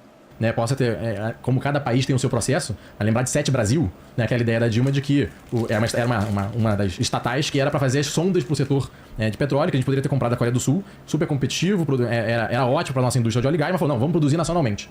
Né, e botou muito dinheiro na 7 Brasil. Quem quiser dar uma olhada na história, jogar no Google, 7 Brasil Dilma. Nunca entregou uma sonda. Uma sonda. Era para entregar 7. Nunca entregou uma. Uma incompetência gerencial e de corrupção também envolvida, que colapsou, não entregou. O Rio de Janeiro, hoje, um dos grandes indústria nossa aqui, muito afetada, né, o complexo, né, de Itaboraí. Um complexo também que colocamos bilhões de reais, muito dinheiro, e não foi concluído. Anos e anos de uma obra remoendo e não conclui. E que era fundamental para a nossa indústria ser competitiva, porque aquele gás, a gente tem um polo em Volta Redonda, muito importante, né, de indústria metal mecânica. Nova Friburgo também tem um polo industrial metal mecânico. Um deles é muito famoso. Quase todo chaveiro que você vê no Brasil tem Stan. Muito, muito comum. Pegar chaveiro Stan. É de Nova Friburgo, interior do Rio de Janeiro, o maior produtor do Brasil desse item. Ainda não tomei. E ele precisava desse gás, porque é muito o calor. E a gente não conseguiu entregar esse gás. Esse gás não foi entregue. Então, assim, talvez em algum lugar dê certo, mas a experiência brasileira, quando tentou, via BNDES, subsidiar essa indústria, foi um retumbante fracasso. As custas do contribuinte foram bilhões de reais que não deram nada. Pedro, são várias questões que você levanta. Pois é. Você sabe o tempo de maturação de investimento numa sonda? Ah, mas isso é longo, mas nunca... Não. Então, se você não sabe responder essa questão, você não... Não, era pra entregar em 5 anos, não entregou. Não é um bom exemplo. Não, era pra entregar em 5 anos. Sabe? Se não sabe o tempo de maturação Não, de uma a sonda... promessa era entregar em 5 Não é uma anos. boa questão. A segunda questão, vai discutir você, estamos pensando no mercado chinês e indiano. O que acontece com o mercado chinês e o mercado indiano? O aumento do consumo da proteína na população urbana. Aumento exponencial. E o Brasil tem condições, de ter uma estratégia, que nós não precisamos concordar, eu e você, de ter acesso àquele mercado de proteína. Só que você não vai ter acesso àquele mercado de proteína com pequenas indústrias de frigorífico. Você vai ter que ter um nível de centralização do capital muito grande para você ter a escala para ter acesso àquele mercado. Tá? Então, a política de campanhas nacionais, no que serve a JBS, etc., não é equivocada. Não foi equivocada, na minha opinião. Teve uma estratégia. O que é equivocado é você criar um monopólio, que não é artificial, não existe monopólio artificial, sem contrapartida. Porque esses caras pegaram dinheiro do BNDES, compraram todo mundo, para no final da história ir morar nos Estados Unidos. E venderam no Brasil, vendiam carne no Brasil a preço monopsoníaco, ou seja, a partir de monopsônios, ou seja, eles têm o monopólio da oferta e criam um preço artificial a partir dela. Então eu acho que o equívoco não foi a política em si, e sim a falta das contrapartidas para a sociedade dessas questões. Mas se você olhar para a China e para a Índia, pô, eu não vou ter uma estratégia de entrar naquele mercado de proteína, eu sou muito burro. Então eu acho que esse é um ponto. O outro ponto, a nova matriz macroeconômica. Vamos lá, vamos discutir um pouco isso daí. Existe um problema ali, são discussões que eu tinha com a presidenta Dilma, de falta de coordenação. Tá? Então existe uma política de Estado, de governo, que era industrialista, ou seja, é um governo pautado pela necessidade do Brasil se reposicionar. O Brasil, qual era a estratégia do Guido Mantega, por exemplo? Da Dilma, do campo popular, né? Democrático Popular e Nacional. Né? Olha, existiam as conquistas do governo Lula, né? no período até 2010, para manter as conquistas sociais do período do governo Lula, nós temos que levar a taxa de investimento a 25% da economia. Né? E para isso nós vamos ter que fazer tais políticas, né? Ou seja, é uma meta. E qualquer país do mundo faz isso. É capitalista, inclusive. Né? A questão é que isso não era combinado com o Estado. Ou seja, se você pegar hoje, por exemplo, quem que comanda a política monetária no Brasil? É o Banco Central. O Banco Central. Há muito tempo. Há 40 anos que o Banco Central toma conta. Há 40 anos que a Faria Lima toma conta da política monetária. Né? Ou seja, existe o que eu chamo de clash institucional. Ou seja, o governo pensava de uma forma e o Estado brasileiro, os seus marcos institucionais, pensava de outra forma. O Banco Central quase autônomo, LRF, a Lei de Responsabilidade Fiscal, a Lei 8.666, ou seja, uma série de constrangimentos institucionais criados ao longo da década de 90, que a política de meta de inflação, né? A temporalidade de um ano para a política de meta de inflação, ou seja, tudo isso ia de encontro à política de governo. Você não tem como você industrializar um país com meta de inflação de um ano. Você é contra a meta de inflação? Eu vou falar de forma keynesiana, não marxista. Eu sou contra qualquer regra fiscal a princípio. Qualquer regra fiscal. Calma, vou chegar lá, vai falar que sou responsável fiscal, não é isso? Tá? Agora, quando eu vou fazer política, eu observo a correlação de forças na sociedade. Então não posso chegar e falar lá, acabou a meta de inflação, tá? Acabou. Não tenho condições políticas de fazer isso, eu não tenho consenso na sociedade com relação a isso, eu não tenho apoio na Câmara de Deputados ou direto para fazer isso. Agora, abrir uma discussão sobre a temporalidade das metas de inflação, ou seja, em vez de ser um ano, ser 3, de forma que o Banco Central não use e abuse da taxa de juros para combater preços sazonais, né? Por exemplo, vem é tão bom esse debate porque o Vilela não tá falando nada, né? O que o Vilela sabe pra falar, né? Ele sobe, tem inércia inflacionária, tudo sobe junto. Aí vai lá o Banco Central, vai lá e aumenta a taxa de juros. Para dar um tiro de fuzil para matar uma barata. Se você aumenta a temporalidade da meta de inflação de 1 para 3 anos, você não precisa disso. Por quê? Porque ao longo do tempo, esse preço sazonal que sobe, ele desce, né? Então, as metas de inflação... Exatamente. Daí, tipo, tu fica, não, preciso controlar a inflação, mas ele vai baixar. Quando tiver uma nova... Por exemplo, a inflação de alimentos é uma que o pessoal reclama sempre, né? Café, por exemplo. Café aumentou um pouco a taxa de inflação, mas em compensação a luz, que teve uma redução na cobrança, caiu, então puxou a inflação para baixo. Mas imagina se a gente estivesse numa seca extrema e a luz estivesse alta. Nós estaríamos estourando a meta de inflação agora. Sim. Só que é uma coisa sazonal, Sim. que vai se resolver quando começar a chover. Sim. Então, tipo assim, aí tu tem que ficar controlando, não, tu tem que bater a meta de inflação, tu tem que... Porque é 1 ano, se é 3 anos, tranquilo. Daqui a pouco vai normalizar, calma. de um ano. Uma meta de 3% é irreal para um país que quer se industrializar. Então, como eu trabalho com a correlação de forças, eu sou favorável a uma meta de inflação de 4,5% a 5%. Ele não entendeu nada do que o Elias falou, tá? Ele não vai entender nada. Não. Até 6, tá? Meta de inflação, eu, Elias, e um aumento da temporalidade. Tá? E acho que isso é fundamental. Porque se existe essa coordenação entre Estado e governo, a nova matriz macroeconômica ia dar certo. Agora, eu acho que o que houve, ele qualificando a discussão entre nós, Pedro, você está qualificando, uma creche institucional. O governo precisava de uma forma e o Estado precisava de outra. E no meio vem uma Lava Jato, né? Em nome do combate à corrupção, fez o que fez no Brasil, né? Sabe? É. E que outra coisa que eu quero pontuar. Ah, mas a Lava Jato é muito boa, gente. A Lava Jato foi muito boa, gente. Você tem que ver que a Lava Jato cobriu um monte de corrupção, né, galera? Eu não acredito, Pedro, que o capitalismo americano, brasileiro, ele é mais sujo do que o americano, que o europeu, que o francês, qualquer um. Tome! Né? Então, colocar a corrupção como o centro do problema, entendeu? Ou seja, é o capitalismo, amigo. É o capitalismo. O lobby das empresas nos Estados Unidos. O lobby da indústria de cigarro, da indústria de armas. O Elon Musk pagando pra galera votar no Trump e não acontece nada com ele. Né? Ah, não, mas não é corrupção. Por quê? Porque disseram que não é. Porque é nos Estados Unidos. É, gente, nos Estados Unidos não tem corrupção nos Estados Unidos, gente. Poxa. Pô, galera, vocês têm que entender isso, né? O quê? O Elon Musk, o bilionário que é beneficiado por contratos governamentais, se tornou presidente da Secretaria do Tesouro Nacional, tá cancelando o contrato com todas as outras empresas, tendo ele muito interesse em pegar mais contratos empresariais, que ele vai poder pegar, não vão fazer nada, e não vai acontecer nada. E não vai acontecer nada. Não. Ele vai continuar recebendo do governo, ele vai fuder com todos os outros investimentos dos Estados Unidos, mas ele vai pegar o dele e ninguém vai dizer nada. Tá tudo certo. Aí era a Paula do vôlei que tava defendendo o fim da lei da ficha limpa, porque no Zeon não... Aham. Sabe? Eu não acho E que aí a mostraram pegar no tweet dela de 2019 dizendo que a lei da ficha limpa é muito importante. A Nipa captou mais, por Lula exemplo. serve, pro Bolsonaro não Eu serve. não acho que qualquer Big Tech americana é mais limpinha Legal. do que a Odebrecht, por exemplo. Eu não acho. Não, o santo não existe. A questão é quando é dinheiro público e quando é privado. Não, não, Se a Google não, vai lá e colapsa não. e perde 20%, é dinheiro privado. Não, pera um pouquinho. As Big Techs americanas, você acha que o Elon Musk quem financiou o emprego de 100 mil PhDs pra formar Tesla, por exemplo? Vamos falar de rede social. Mark Zuckerberg. Não, Estado, meu amigo. É Estado, brother! É Estado, brother! É o cara mais financiado pelo Estado. Não tem uma empresa do Elon Musk que não tem investimento dos Estados Unidos. Não tem uma empresa do Elon Musk. Tudo tem dinheiro do governo, aquela bosta daquele cara. Ele não tem um pila dele. Botou no Facebook. Tudo. Tudo o quê? Tudo. Só você vê a DARPA, você conhece a DARPA, aquela agência americana que cuida dessa tecnologia, financiamento. O BNDES para alta tecnologia. A DARPA entrega tudo pra eles. Não, você tem uma linha de financiamento não significa que ele criou o Facebook. Não, o meu amigo, Facebook, não. A com essas criação- grandes não. redes chegaram nesse Brother! tamanho. Meu Você, Deus, Pedro, acho que brother. isso é mais do que evidente, né? Elogiando o Pedro. Temos inteligência suficiente para montar um bom negócio. Só que no caso das Big Techs, é casa de $1 trilhão para dar certo. E isso não é o setor privado para entregar, é o Estado. Você gosta ou não gosta do Estado? Não, mas não foi o Estado que entregou o Facebook, que criou... Sem- Ai, meu filho, meu Deus, cara, presta atenção no que ele tá falando, seu jumento! Twitter. Sem criou não, essas redes sociais. criar, De criar e chegar Não, no nível que não, chegou. sem Estado- YouTube, não. Google.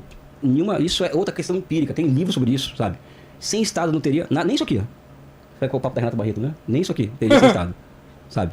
Se existe um lugar, por exemplo, em que o Estado opera abertamente, talvez mais do que na China, inclusive, opera abertamente a partir das compras governamentais e muda de forma significativa os chamados preços Por relativos. que ele acha que o Elon Musk tava na posse do Trump?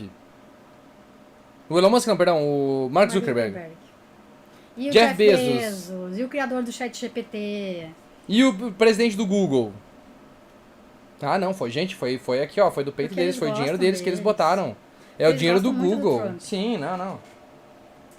Do Estado americano, a partir do quê? Das compras governamentais. Entra, por exemplo, na internet. Mas qual foi a compra governamental de Facebook? Oi? Qual foi a compra governamental Porra, de Facebook? meu, vai tomar no cu, brother. Como é que tu acha que eles têm cérebro pra aguentar todas as postagens de IA que os velhos fazem? É crédito, sabe? Você tem acesso a crédito, tem acesso a subsídio estatal. Como que acontece? Nos Estados Unidos, o Vale do Silício, por exemplo, é direto Pentágono, né? É o orçamento do Pentágono direto da veia. Na veia, qualquer empresa. Foi muito financiamento privado. Muito. Os Estados Unidos têm esse estoque de capital. Ô Pedro, o setor privado não entra. Não, em lugar nenhum no mundo. Eu desafio você, como cara que eu tenho respeito, até admiração, a mostrar pra mim Qual o modelo de capitalismo que deu certo sem Estado? Aonde o setor privado... Não, aonde o setor privado entra primeiro que o Estado? Em setor de risco. Vamos pegar a ciência básica. Quem que entra primeiro? O setor privado ou estatal? É estatal. Né? Vamos pegar qualquer setor de ponta, quem entra primeiro, setor privado ou estatal? É o Estado que entra. Gostemos ou não, isso é fato. Eu discordo bastante, mas vamos lá. Não, porque Discorda você pode bastante da realidade. Fato. O cara discorda da realidade. O Elias é muito good guy, eu também acho. Pedro, Não, vou dizer, eu não sou um líder bobo, tipo, não vai ter Estado. Estado é uma realidade. Tem em todos os países. Não Desculpa, tem um você, país pode sem discordar, Estado. você pode discordar à vontade. Você vai ficar no reino da vontade aí. Mas no mundo real, o Estado esteve à frente de todas as grandes inovações tecnológicas do Mas mundo. ele assistiu o musical, cara, ele assistiu o musical. Todas. No mundo real, o Estado não entregou sonda. Que essa foi a realidade brasileira. Como assim? Ai, brother, puta que pariu, brother. Esquece isso aí, brother. Não é sobre isso a conversa. O Elias já explicou isso. No mundo real, o Estado brasileiro, as estatais, não entregaram seus resultados. Pedro. A SEDAI, no Rio de Janeiro, não entregou saneamento na Baixada Fluminense. Agora, as grandes empresas... Mas a Sabesp tem 90% de esgoto tratado na porra de São Paulo. É o índice mais alto de esgoto tratado no Brasil de uma autarquia de saneamento. E ela fez isso sendo estatal. E o que eles fizeram? Privatizaram. Entregaram de bandeja. A água do Paulista foi entregue de bandeja. E o Tarcísio recebendo homenagem lá nos Estados Unidos por isso. Óbvio, porque os Estados Enquanto Unidos isso- adoram isso. Enquanto isso, os paulistanos com conta de água multiplicando 100%, pegando virose, tomando banho de mar. Por que causa será, do- né? Por que será, Né? né? Derramando porcaria no mar. E agora a empresa que eu trabalhava, que é a Comusa de Novo Hamburgo, o cara que entrou lá, que é um velho bundão que não sabe o que tá fazendo lá da ideia, que é um velho toscalhão, ele tá precarizando, ele, na verdade ele não tá precarizando, ele tá propositalmente piorando o serviço de água para poder vender ano que vem. O objetivo todo dele é vender ano que vem. Então, eles estão deixando a galera ficar sem água. Eles aumentarem 25% a cobrança da tarifa em uma tacada só. Não precisava, mas decidiram fazer. Porque são péssimos gestores, não sabem o que fazer e querem vender. Vão vender e o povo vai tomar no cu de novo, assim como tá tomando em Instância Velha, porque a EGE assumiu lá e tá fazendo merda. empresas do mundo, elas têm setores de P&D. Mais uma vez, eu não estou negando que existe investimento estatal em tecnologia. Eu não sou o liberbobo, tipo, não vai ter Estado, não vai ter Estado. Tu é sim. Tem Estado no Japão, tem Estado na Alemanha. O que a gente vai divergir é qual o tamanho desse Estado e o quanto ele manda ou desmanda. Realmente, na China, ele manda muito mais nas empresas do que nos outros países. Mas nos Estados Unidos, boa parte das inovações, grande parte das inovações, surge investimento privado. Me mostra Quem assim. Pô, Google, Amazon, Não, mostra assim. as empresas de telecomunicações, quem faz Mas a as torres infraestrutura deles veio da onde, filha da puta? em cima dos prédios, quem Não. faz as torres de 5G... Prova pra mim que o capital inicial delas é privado. Prova. O quê? Prova pra mim que o capital inicial delas, os primeiros 100 milhões de dólares dessa empresa vieram do setor privado.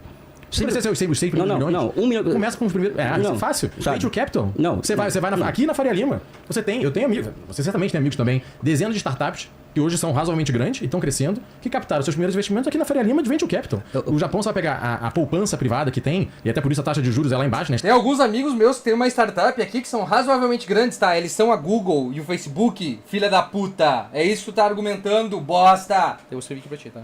Você tá falando de uma taxa de juros de 0,25, de 0,5, né, que até é meio irreal a nível mundo, mas o Japão consegue se sustentar dessa forma, é graças a uma grande poupança privada. As pessoas guardam dinheiro e, mesmo quando o Estado muitas das vezes faz esses empréstimos, é com dinheiro que foi poupado de forma privada, como é o caso do Japão. E outro caso, Venture Capital, em massa, dinheiro privado que investe e coloca. Pedro, qual? A poupança, ela não é o pressuposto do investimento, né? Por que existe poupança? Porque existe renda, né? E renda é função de investimento. Investimento é a criação de moeda, não é poupança privada. É criação de moeda, tá? E Estados Unidos é criação de moeda. Isso aí desculpa, mas você gasta o que você tem, você não tem? Não. É básico. Você vai investir, você vai criar renda, você quer poupança. Vai poupar? A poupança é pressuposto de investir. O investimento é pressuposto da poupança. Né? Ou seja, a renda é o pressuposto da poupança. Isso vem com investimento, isso vem com criação de moeda. Ou seja, a história do capitalismo, por exemplo, a partir da Alemanha principalmente, aliás, a Inglaterra transforma a dívida pública numa arma política, é dívida pública, é título público. Né? É criação de moeda. Né? A Alemanha é a mesma coisa, ou seja, o Gershon Krohn, que é um um antissoviético, maluco, mas um historiador econômico, o maior historiador econômico Quem é do que o ponto de vista. Gustavo Lima vai colocar de ministro da Fazenda? Paulo Guedes. Isso fala abertamente, ou seja, o capital financeiro estatal foi fundamental para o processo de desenvolvimento de países como a Alemanha. Alemanha, entendeu? Japão nem se fala. Japão nem se fala. É criação de moeda fiduciária. E Estados Unidos nem se fala. E startup, só sabe quais são aquelas que sobrevivem no final? Aquelas que quando chega num tempo em que elas vão se impor, o Estado vai lá e segura elas. Começa a fazer encomenda a essas empresas. Então é um grau de maturação industrial, é um grau de maturação institucional, em que em algum momento o Estado, para que essas empresas sobrevivam, vai ter que entrar com muita força. No caso dos países capitalistas centrais, é trilhão de dólares. Né? Ou seja, não existe, eu falo que a China é um capitalismo de Estado. O capitalismo é estatal. O capitalismo é uma criação estatal. A moeda é uma criação estatal. O mercado é uma criação estatal. O mercado, quando eu falo, as suas instituições. Então, você não é liberal, você está muito longe disso. Mas não existe o andamento, o processo de amadurecimento e o processo de espraiamento de inovação tecnológica sem um amplo apoio do Estado. Isso é um fato. Eu, por exemplo, se eu tivesse dinheiro, por exemplo, para investir em algo, cara, eu nunca ia colocar dinheiro em algo que eu não tenho ideia. Essa história de que o cara, o empreendedor é aquele cara que tem aversão ao risco, isso é mentira, isso. Isso é mentira. Os grandes empreendedores da história do capitalismo, eles foram o que eles foram por garantias estatais. Vamos pegar Steve Jobs, pega todos eles, são todos gênios, tá? Eu concordo com você. Eles tiveram a ideia. O capitalismo americano é genial. O capitalismo americano, que é o capitalismo que nasce da pequena produção de mercadoria, aquele de baixo para cima, né? Que é diferente do alemão, que é de cima para baixo, o japonês que é de cima para baixo, é espetacular de estudar aquilo ali. É um capitalismo que eu acho espetacular de copiar, inclusive. Só que é o seguinte, a história desse capitalismo é Estado, né? E o tal do dinheiro privado que você está colocando que é poupança, não é poupança, é a criação de moeda estatal, fiduciária. Entendeu? A poupança não... Sabe? Enfim, é uma discussão que... Só para fechar esse ponto também... Eu peço desculpas pela minha... que eu falo muito, mas... Não, à vontade. É um bom debate. Mas vai pegar no caso dos Estados Unidos, e isso vale para Reino Unido, isso vale para o Japão. Era questão urbana, era branco. Não tem como fugir, não tem como fugir. Vai lá. Até porque, como você falou, pelo processo de industrialização, do grande investimento das grandes empresas, o investimento privado, hoje nos Estados Unidos, em boa parte do Ocidente, ele é muito maior, mesmo no de risco, através de venture capital, do que o investimento público. É desse tamanho. Muito maior, muito maior. É desse tamanho, Pedro. Você vai pegar venture capital, coisa de trilhão. Agora, por quê? Não sou eu que vou pegar o que eu tenho guardado e vou fazer um investimento de risco, porque eu trabalhei meses, anos para poder acumular aquilo. É o cara que fica gigante, que na década de 20, 30, 40, 50, ele cresceu, acumulou. Nos superchats e a rima. Tá aqui, a gente viu ele nos superchats.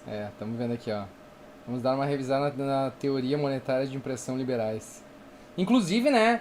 Ai, a gente não pode imprimir dinheiro. Ai, gente, imprimir dinheiro é helado. Aí tá o Milley lá assim, ó. O dia inteiro imprimindo dinheiro. Mas não pode, galera. O Milley pode. O Milley pode, tá? Uhum. Não vai dar pra terminar hoje. Não sei se a gente vai ver depois também, mas tá interessante. Uhum. Mas o Milley pode, tá? Os outros não. O Milley pode. Capital. E ele pega uma parte considerável disso e começa a botar em coisa de risco. Por quê? É o risco que vai dar 10, 15, 20, 30% de lucro para ele que ele nunca vai ter, né? Se ele continuar investindo do ramo dele. Vai lá, pega o Nubank da vida, ou pega outras empresas e fala, vou botar aqui 50 milhões, 100 milhões, 200 milhões, 300 milhões. Quem investe hoje, inclusive no Brasil, muito mais nas startups, nas empresas que estão crescendo no Brasil, hoje, até porque o Estado brasileiro está fiscalmente asfixiado, porque tá catando cada moedinha para poder fechar as contas. O Brasil deve moeda fiduciária está quebrado, pessoal. Isso é o case do capitalismo brasileiro, é esse, né? É o senso comum de que um país quebra moeda própria, né? Você continua isso. Mas é isso. Hoje a maior captação de investimentos, se alguém tem uma startup, se alguém tem coisa mais assim leve, assim divertida. Uma empresa que está crescendo, não vai procurar o Estado. Procura a Faria Lima. Porque onde tem o dinheiro hoje para fazer esse investimento de risco é na Faria Lima. A Faria Lima é o Estado brasileiro, tá? Só para deixar claro. É o Estado brasileiro. Eles mandam o Estado brasileiro. E mais, uma coisa, Pedro, você começou a conversa nossa falando informação de preço. Já demonstrou inteligência aí.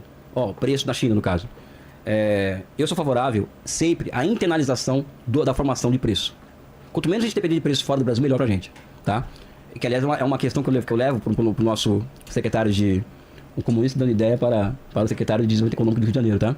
Que o Brasil, por exemplo, tem a Bolsa do Rio, por exemplo, ela poderia começar a concorrer com a Bolsa de Chicago para que na formação de preço futuro de commodities. Eu sou favorável para a Bolsa. Tenho amigos que têm startup em Chique que fizeram venture capture. E o Nunes disse, não gostei desse debate. Uma hora o liberal apanhava, na outra o Elias batia. Muito civilizado. Justo seja essa... A commodity é um potencial nosso hoje. Não é potencial, é uma questão de segurança alimentar para o mundo. Tô pensando na humanidade. né? Porque hoje parece que produz 3, 4 vezes mais alimento e tem fome no mundo, né? Então eu tô pensando no sul global, né? Eu penso, o meu mundo, eu sou brasileiro, sou louco pelo meu país e esse amor me condiciona a ter um amor incondicional pela humanidade. Então eu penso na África, na Ásia, na América Latina. Então eu quero internalizar a nossa formação de preço aqui dentro. Então essa questão da Bolsa do Rio, por exemplo, você ter isso, para mim é uma ideia que eu já dei, eu tenho que pensar nisso. Pedro, não existe subida na escada do processo de desenvolvimento econômico e salto tecnológico, ou seja, a startup, por exemplo. Ela vai lá na Faria Lima, não sei o quê, Faria Lima é uma quebrar devendo pra si mesmo. Aham. Não, eu tô devendo pra mim aqui R$50, então eu vou declarar falência aqui, porque eu não tenho como pagar os R$50 que eu devo pra mim mesmo. Que eu devo pra mim mesmo. Os capitalismos deram certo, né? Japão, Alemanha, Coreia do Sul, Estados Unidos, sabe? Elas só crescem, elas chegam num ponto que elas só vão crescer mais se elas forem protegidas. Isso também é empírico, né? Ou seja, a Alemanha recentemente ela levantou um muro de 500 bilhões de euros para proteger a sua indústria chinesa. Nossa, eu denunciei um cara que tava com uma foto de um cara, de um maluco com o uniforme da SS no TikTok. O TikTok disse que não tem problema nenhum. Não violou nada. E ao proteger a sua indústria chinesa, protege Mas todos se os a empreendedores gente privados. zoar um crente... Bullying, Aquele cara que é da startup que você tá colocando, ele é protegido. Os Estados Unidos se fala com o Trump agora, né? Ele tarifa tudo quanto é lado e tal. E quem vai se beneficiar em certa medida são os pequenos empreendedores privados. Né? Então chega num ponto da escada tecnológica em que eles não chegam lá sem o Estado. Não chegam.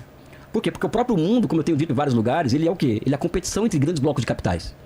Então, no teu caso, o mundo não é essa coisa da oferta e demanda, das instituições que funcionam, um mundo baseado em regras. A grande regra é o seguinte, é o capital americano contra o bloco de capital chinês, que é contra o bloco de capital europeu, e por aí vai. E aí, meu amigo, o jogo é proteção.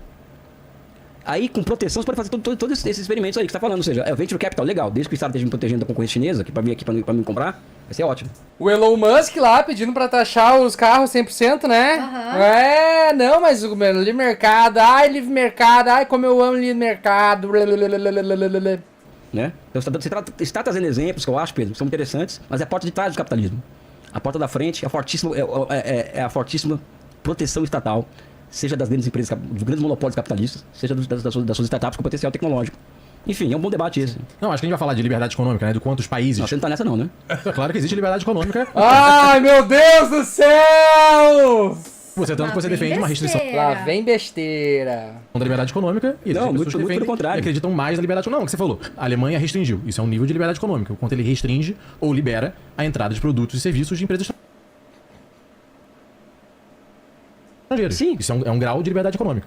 Tá, Né? é mais interessante que o da outra lá, né? Que Renata? Renata tinha eu lembro que eu me esqueço, ela tinha uma lista. É a lista dos países com liberdade econômica da Wikipédia. Ah! É isso, Taiwan, liberdade econômica imensa. Pô, Taiwan é estado até a tampa da panela, né? Não, eu tô falando em cima do que você pontuou. Não, A Alemanha fez uma restrição. razão, eu tô tendo razão, não tô te... É porque eu acho que o que a gente tem que separar é... Existe a China, Demais, com certeza. É um mito. que é um Pedro, fator... você está qualificando o debate. Eu estou te comparando com alguém que desqualificou o debate, entendeu? Ou seja, você não está trazendo uma régua aqui para mim, ó. Você lembra do celular aqui que... E ela caindo na casca de banana o tempo inteiro. Vê para mim no Google aí ela no Google para procurar as coisas assim da liberdade econômica, entendeu? Ele não precisa disso, entendeu? Enfim, Pedro. Mas o que você quer falar sobre liberdade econômica? Não, vamos lá. Exatamente. Existe a questão geopolítica. Então, quando você coloca a questão da China, ela acaba transcendendo, ela é diferente, ela é tratada de forma diferente por N motivos do que o quanto os países, habitualmente, nos últimos 50, 60 anos, começaram a construir de rede. Né? O Ocidente... Pois é, né? Tu vê a primeira vez que o Elias fez um debate, ele tava muito mais nervoso, né? E hoje ele tá mestre de si mesmo. Estados Unidos, Europa, parte da América Latina, trocam bem. Mas eu queria saber o que aconteceu no BRICS, pra ele ter saído do BRICS. Eu sei que ele queria voltar a morar no Rio de Janeiro, porque ele tinha muita saudade da família dele, mas... Talvez trabalhar com a Dilma é meio difícil mesmo, né? Ele disse que ele precisa ficar 6 meses, que por 6 meses ele não pode falar nada. Então talvez, a gente não sabe por enquanto. O cinema absoluto chegou, disse o Reis. Tá, vou voltar. Calma. O Ocidente, Estados Unidos, Europa, parte da 50, 60, já tratada de forma diferente por N motivo política. Então, quando você coloca a questão da China, ela acaba transcendendo, ela é diferente, ela é tratada de forma diferente por N motivos do que o quanto os países, habitualmente, nos últimos 50, 60 anos, começaram a construir de rede. Né? O Ocidente, Estados Unidos, Europa, parte da América Latina, trocam bem. Você é ocidental, Pedro? Oi? Você é ocidental? Sim, eu acredito na civilização ocidental. Já se olhou no espelho já, cara? Eu tô falando sério. Sim, Então, tá bom. dos meus ascendentes, eles são ocidentais. Tá. Né? Uma parte, como eu disse, uma parte vem... Deixa eu saco, Pedro, vai lá. Porra, Elias! Na cara não, Elias! Na cara não, Elias! Ai, meu Deus, cara, meu Deus, ele é o, como é que é? Ele é o Viking de Sorocaba, né? Não, Viking da Paraíba, no caso. Ai, meu Deus do céu. Como é que é? O cara que tinha um grupo lá que era Nazistas do Ceará. Pior que tinha mesmo. Não, mas vamos lá, uma parte vem do Nordeste, que é Brasil, e outra parte Brother, tu não tá entendendo, brother. Tu não tá entendendo, brother. de Portugal, que é ocidental, né? Mas, ok. Ah, eu vim de Portugal, que é ocidental. Ah, eu vim de Portugal, que é ocidental. Vai tomar no cu, brother. Vai tomar no cu, brother. Vai tomar no cu, tu é brasileiro, filha da puta. Então, a civilização ocidental, que eu acredito nela, e moralmente acredito que tem valor de democracia liberal, tem direito a voto, tem direito a ser um Viking vereador de Sorocaba. liberal, que eu não teria como concorrer em Xangai, mas, para além desse debate, esses países construíram ao longo das Nórdico de Chique-Chique, Bahia. últimas décadas, né, comércio entre eles, e foram derrubando. Um longo trabalho, né, de décadas de construção, que eu até venho criticando, que o Trump vem Sabe o que é fazendo. isso aí, cara? Isso aí é falta de consciência de classe, brother. Ops. Isso é falta de consciência de classe, o cara não saber quem ele é. Nossa, curtinho. É Tesk, né? Sim, aí o demais. Ah, tá. Porque, na minha opinião, ele está desestabilizando essa rede que se criou de comércio. Então, empresas francesas investindo nos Estados Unidos, empresa americana investindo na Alemanha, empresa japonesa entrando nos Estados Unidos, Toyota e Ford caindo na porrada. O Chile indo negociar com a Coreia do Sul e fazendo acordo, basicamente, de livre comércio ali de carro. Você vai no Chile, que tem uma renda média, né, superior à da China, claro que são... Mas fala do produto do Chile pra mim. Não, é um país com muito menor. Brother, olha que estupidez tu tá falando, brother. Chile é literalmente um dos países com a maior discrepância de renda entre as pessoas. Tipo, a renda média é muito alta porque ela tá toda concentrada num ponto da população só. Meu Deus, cara, meu Deus, como tu é desonesto. Talvez ignorante, nunca fiz um free tour em Santiago do Caralho, Chile. meu, se tu visita o Chile, se tu vai pra Santiago do Chile, tu vê assim, ó, metade da cidade é ultra rica, 2/3 do resto da cidade, o resto da cidade, na verdade, 1/3 da cidade é rica, 2/3 da cidade é miserável. E aí tu vai pro resto do país e é tudo miserável. Toda a concentração de renda tá no 1%, 1% do Chile, 1% do Chile tá na toda a concentração de renda. Renda média é alta no Chile, maior que a China, porra, brother. Menor, 17 milhões de habitantes. menor. Não podemos falar de Ciência disso, pergunta boba. O que seria o oposto do Ocidente? Eu não sei dizer o que é o oposto do Ocidente, eu sei dizer o que nós somos. Nós não somos o Ocidente, nós somos o Sul Global. É, a gente sul global. Há muito tempo atrás, era o Ocidente e o Oriente. É. Porém, os países que se consideram o Ocidente, não nos consideram o Ocidente. Mas pela própria OCDE, o Ocidente é Estados Unidos, Canadá, México não inclui, países da Europa e Austrália. Tá bom, então. Sendo que a Austrália e Canadá fazem parte da Commonwealth. Mas a Austrália é considerada um país ocidental. Brasil não é, América Latina não é, países subdesenvolvidos, abre aspas, fecha aspas, não são considerados Ocidente. Isso é uma definição...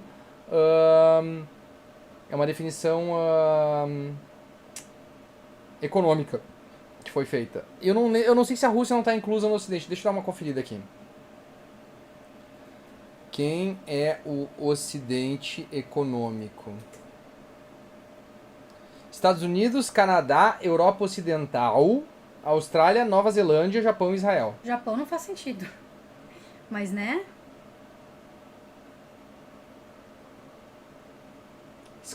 Critérios históricos e socioculturais. Não faz nem sentido. A cultura ocidental é formada pelo direito romano, a filosofia grega e a moral cristã. Então tá bom, né? A gente não é. comparação, né? Pô? Mas a gente não pode ignorar que é uma realidade, né? Se a gente fosse comparar com os equivalentes dele socialista, seria, vamos comparar com o que deu na Venezuela, o que deu... Vamos pegar os exemplos menores. Não, Ai, bloqueia o Chico. brother, porra, a Venezuela não é meu! socialista. Eu não vi os outros debates. Coloca 600 sanções sobre o Chile, ver como o Chile vai ficar. Exato, Vai sanção. ficar gostoso o Chile, entendeu? Como eu acredito na troca de comércio e de serviços, quando você coloca sanção ou quando você faz um bloqueio, e aí tem já política por trás. O que aconteceu? Defende aqui, aqui publicamente que olha, eu sou contra o bloqueio a Cuba. Eu estou contra o bloqueio a Venezuela. Não, como, do ponto de vista de liberdade econômica, eu sou contra. Mas eu entendo que existem fatores geopolíticos. É o que você, inclusive, sempre comenta. Existe um processo histórico. Eu adoraria que o mundo inteiro... Olha o comunista, depois sou eu que sou comunista. O Pedro tá aqui. É história, é história. Claro, a história ela afeta a realidade. Eu adoraria que todos os países fizessem comércio entre si livremente. Que o cara produzisse em Cuba chegasse nos Estados Unidos, que o chinês produz chegasse no Japão, mas aí entra já a política e cada um tem a eu sua queria, mas daí o Trump disse que não, então é não, né, gente? Não pode daí, né, gente? Tem que embargar Cuba mesmo, né, gente? questão. Só que, quando o Ocidente, majoritariamente, mas aí vem o Japão, que se ocidentalizou, a Coreia do Sul, mas quando eles vão fazendo essa rede de troca, nunca houve, na história da humanidade, um combate à pobreza e à miséria tão forte quanto esse. O que cresceu de renda per capita, o que o mundo aumentou de expectativa de vida, diminuiu de miséria, aumentou de prestação de serviço na saúde, melhorou de qualidade da educação, tudo isso nessas décadas. Eu fico com uma raiva. Vai ficar gostoso o Chile. Eu fico com uma raiva que não é só ele, tá? Eu tenho um amigo que é bem na vibe dele, assim, de economista. E eles dizem a mesma coisa, olha, cara, o Chile é muito bom, olha só, porque eles têm a moeda controlada, e Banco Central e tal. Eu disse, sim, cara, mas a população deles é miserável. Não, mas olha aqui, a renda deles é muito maior. Eu disse, sim, porque ela é concentrada nos mais ricos. Eles são o país da América com o maior acúmulo de riqueza em uma parte pequena da população. Chile, como é que é a palavra? Como é que é isso? É distribuição de renda, né? Uhum. Nossa, brother, pelo amor de Deus, cara, olha isso aqui. Vai, olha. A parcela de 1% mais rica do Chile concentra praticamente 50% da riqueza do país, brother. 50% da riqueza nas mãos de 1% da população. Que nem quase no Brasil. O Brasil é 48,9%. Mas daí o Brasil tem essa questão de ser mais continental e mais gente, piriri, paró. No Chile é pior, porque no Chile é 10 milhões de pessoas. Não, 3 milhões de pessoas que vivem no Chile. Né? 13, 15 milhões de pessoas, uma coisa assim. Tu tem 100 mil pessoas que concentram toda a renda do Chile. E aí todo o país... Não, mas todo o país agora é bom. Todo o país é equilibrado, esse Olha dinheiro como é aí. legal. Nem nos Estados Unidos, cara. Estados Unidos é 34%. Nossa, brother, meu Deus do céu, isso aqui me quebra.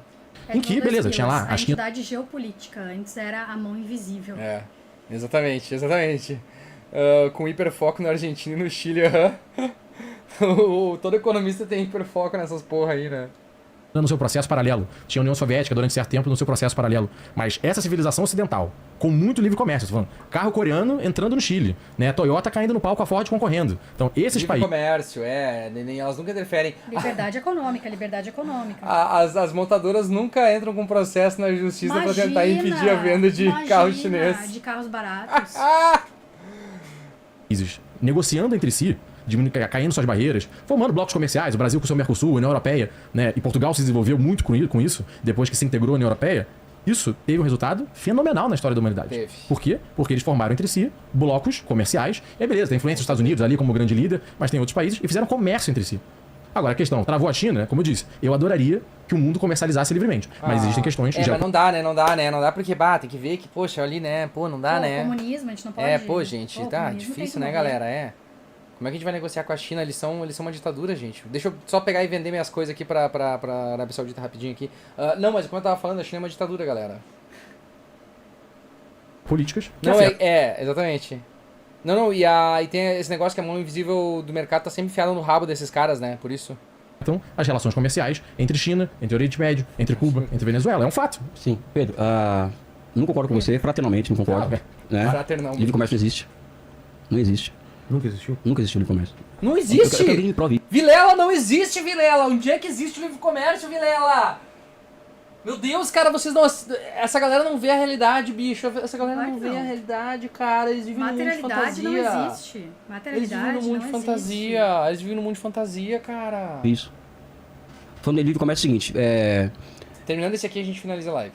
você vai falar pra mim, você poder falar pra Elias, existiu sim. Os americanos abriram seu mercado de automóveis para o Japão durante X anos, né, por conta da Guerra Fria. Verdade. Os americanos abriram seu mercado de eletrodomésticos para a Coreia do Sul. Vou concordar com você. Olha, os americanos fizeram, ou seja... pontuais. Não, eles usaram o seu mercado como fator geopolítico durante muito tempo. A década de 80 acabou a festa. Chegou o Reagan nos Estados Unidos, fala assim, acabou essa farra de Estados Unidos no México, no Brasil.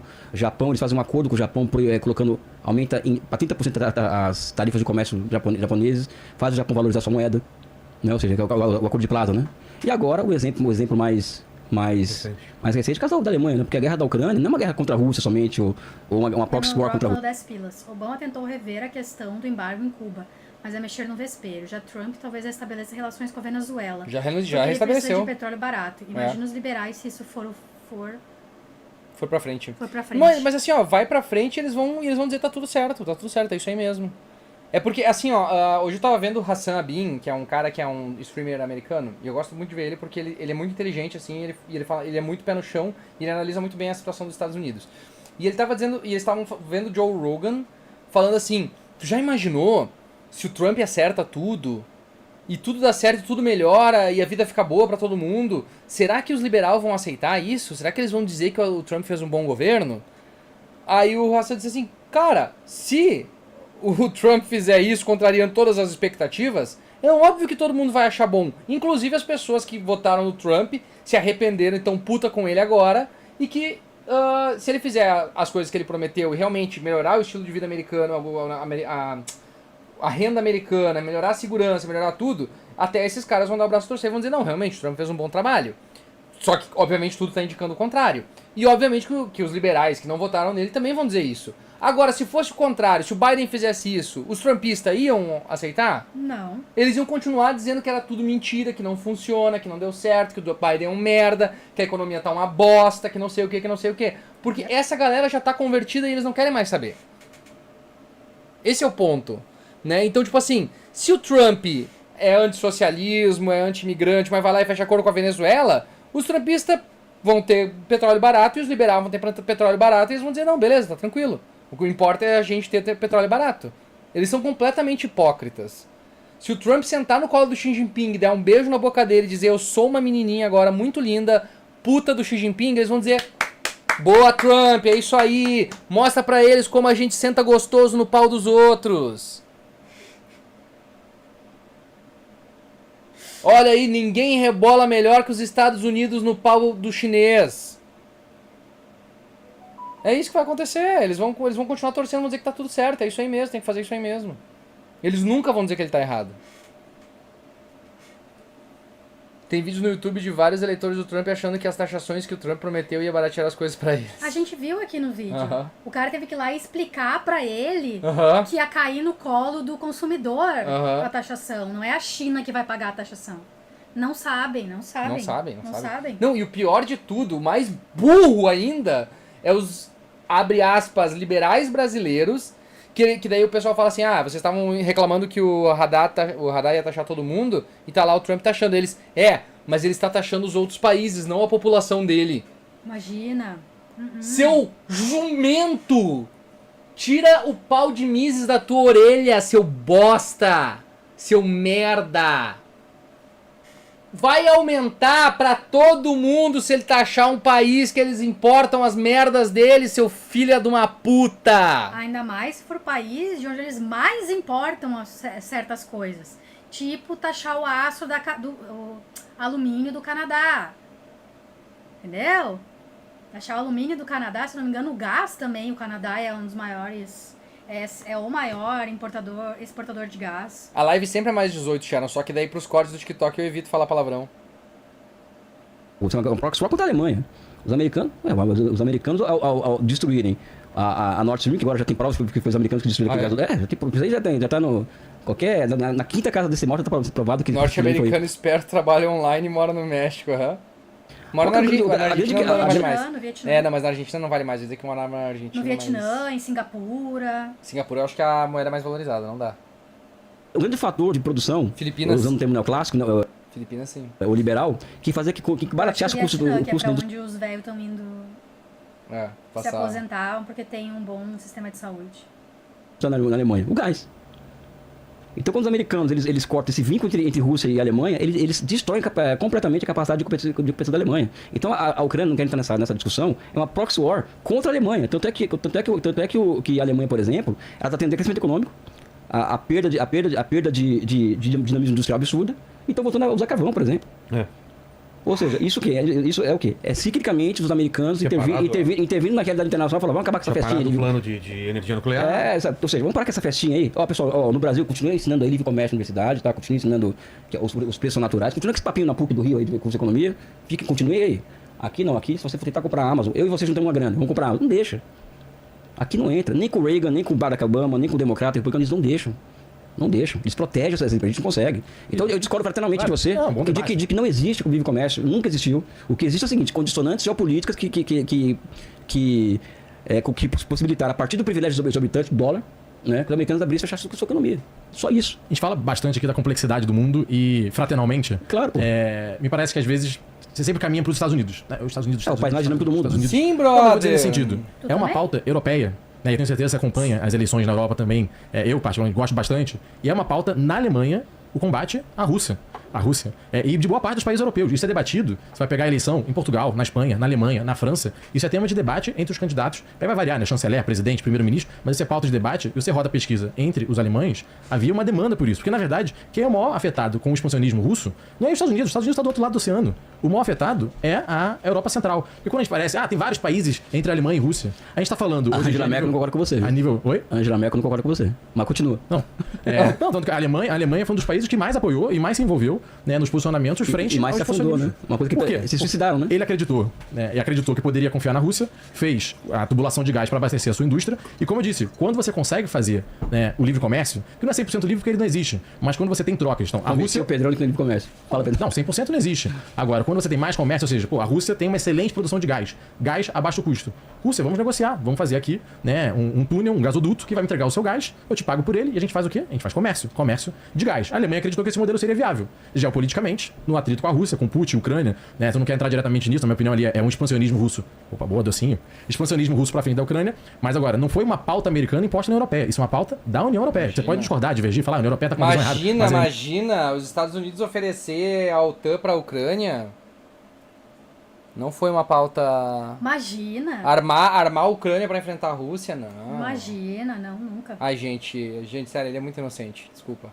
Ele é muito inocente, ignorante ou completo mau caráter, tá? É um dos dois, eu não consigo decidir qual deles é. Mas insuportável, insuportável. Olha, Elias, desculpa, tu tem muita paciência, eu não conseguiria, eu não tancaria isso aí não. Eu não conseguiria tancar isso aí não ia. Não tá funcionando. Gente, primeira live então aí assistindo um debate, talvez eu acho que a gente não vai continuar vendo esse aqui na próxima, tá?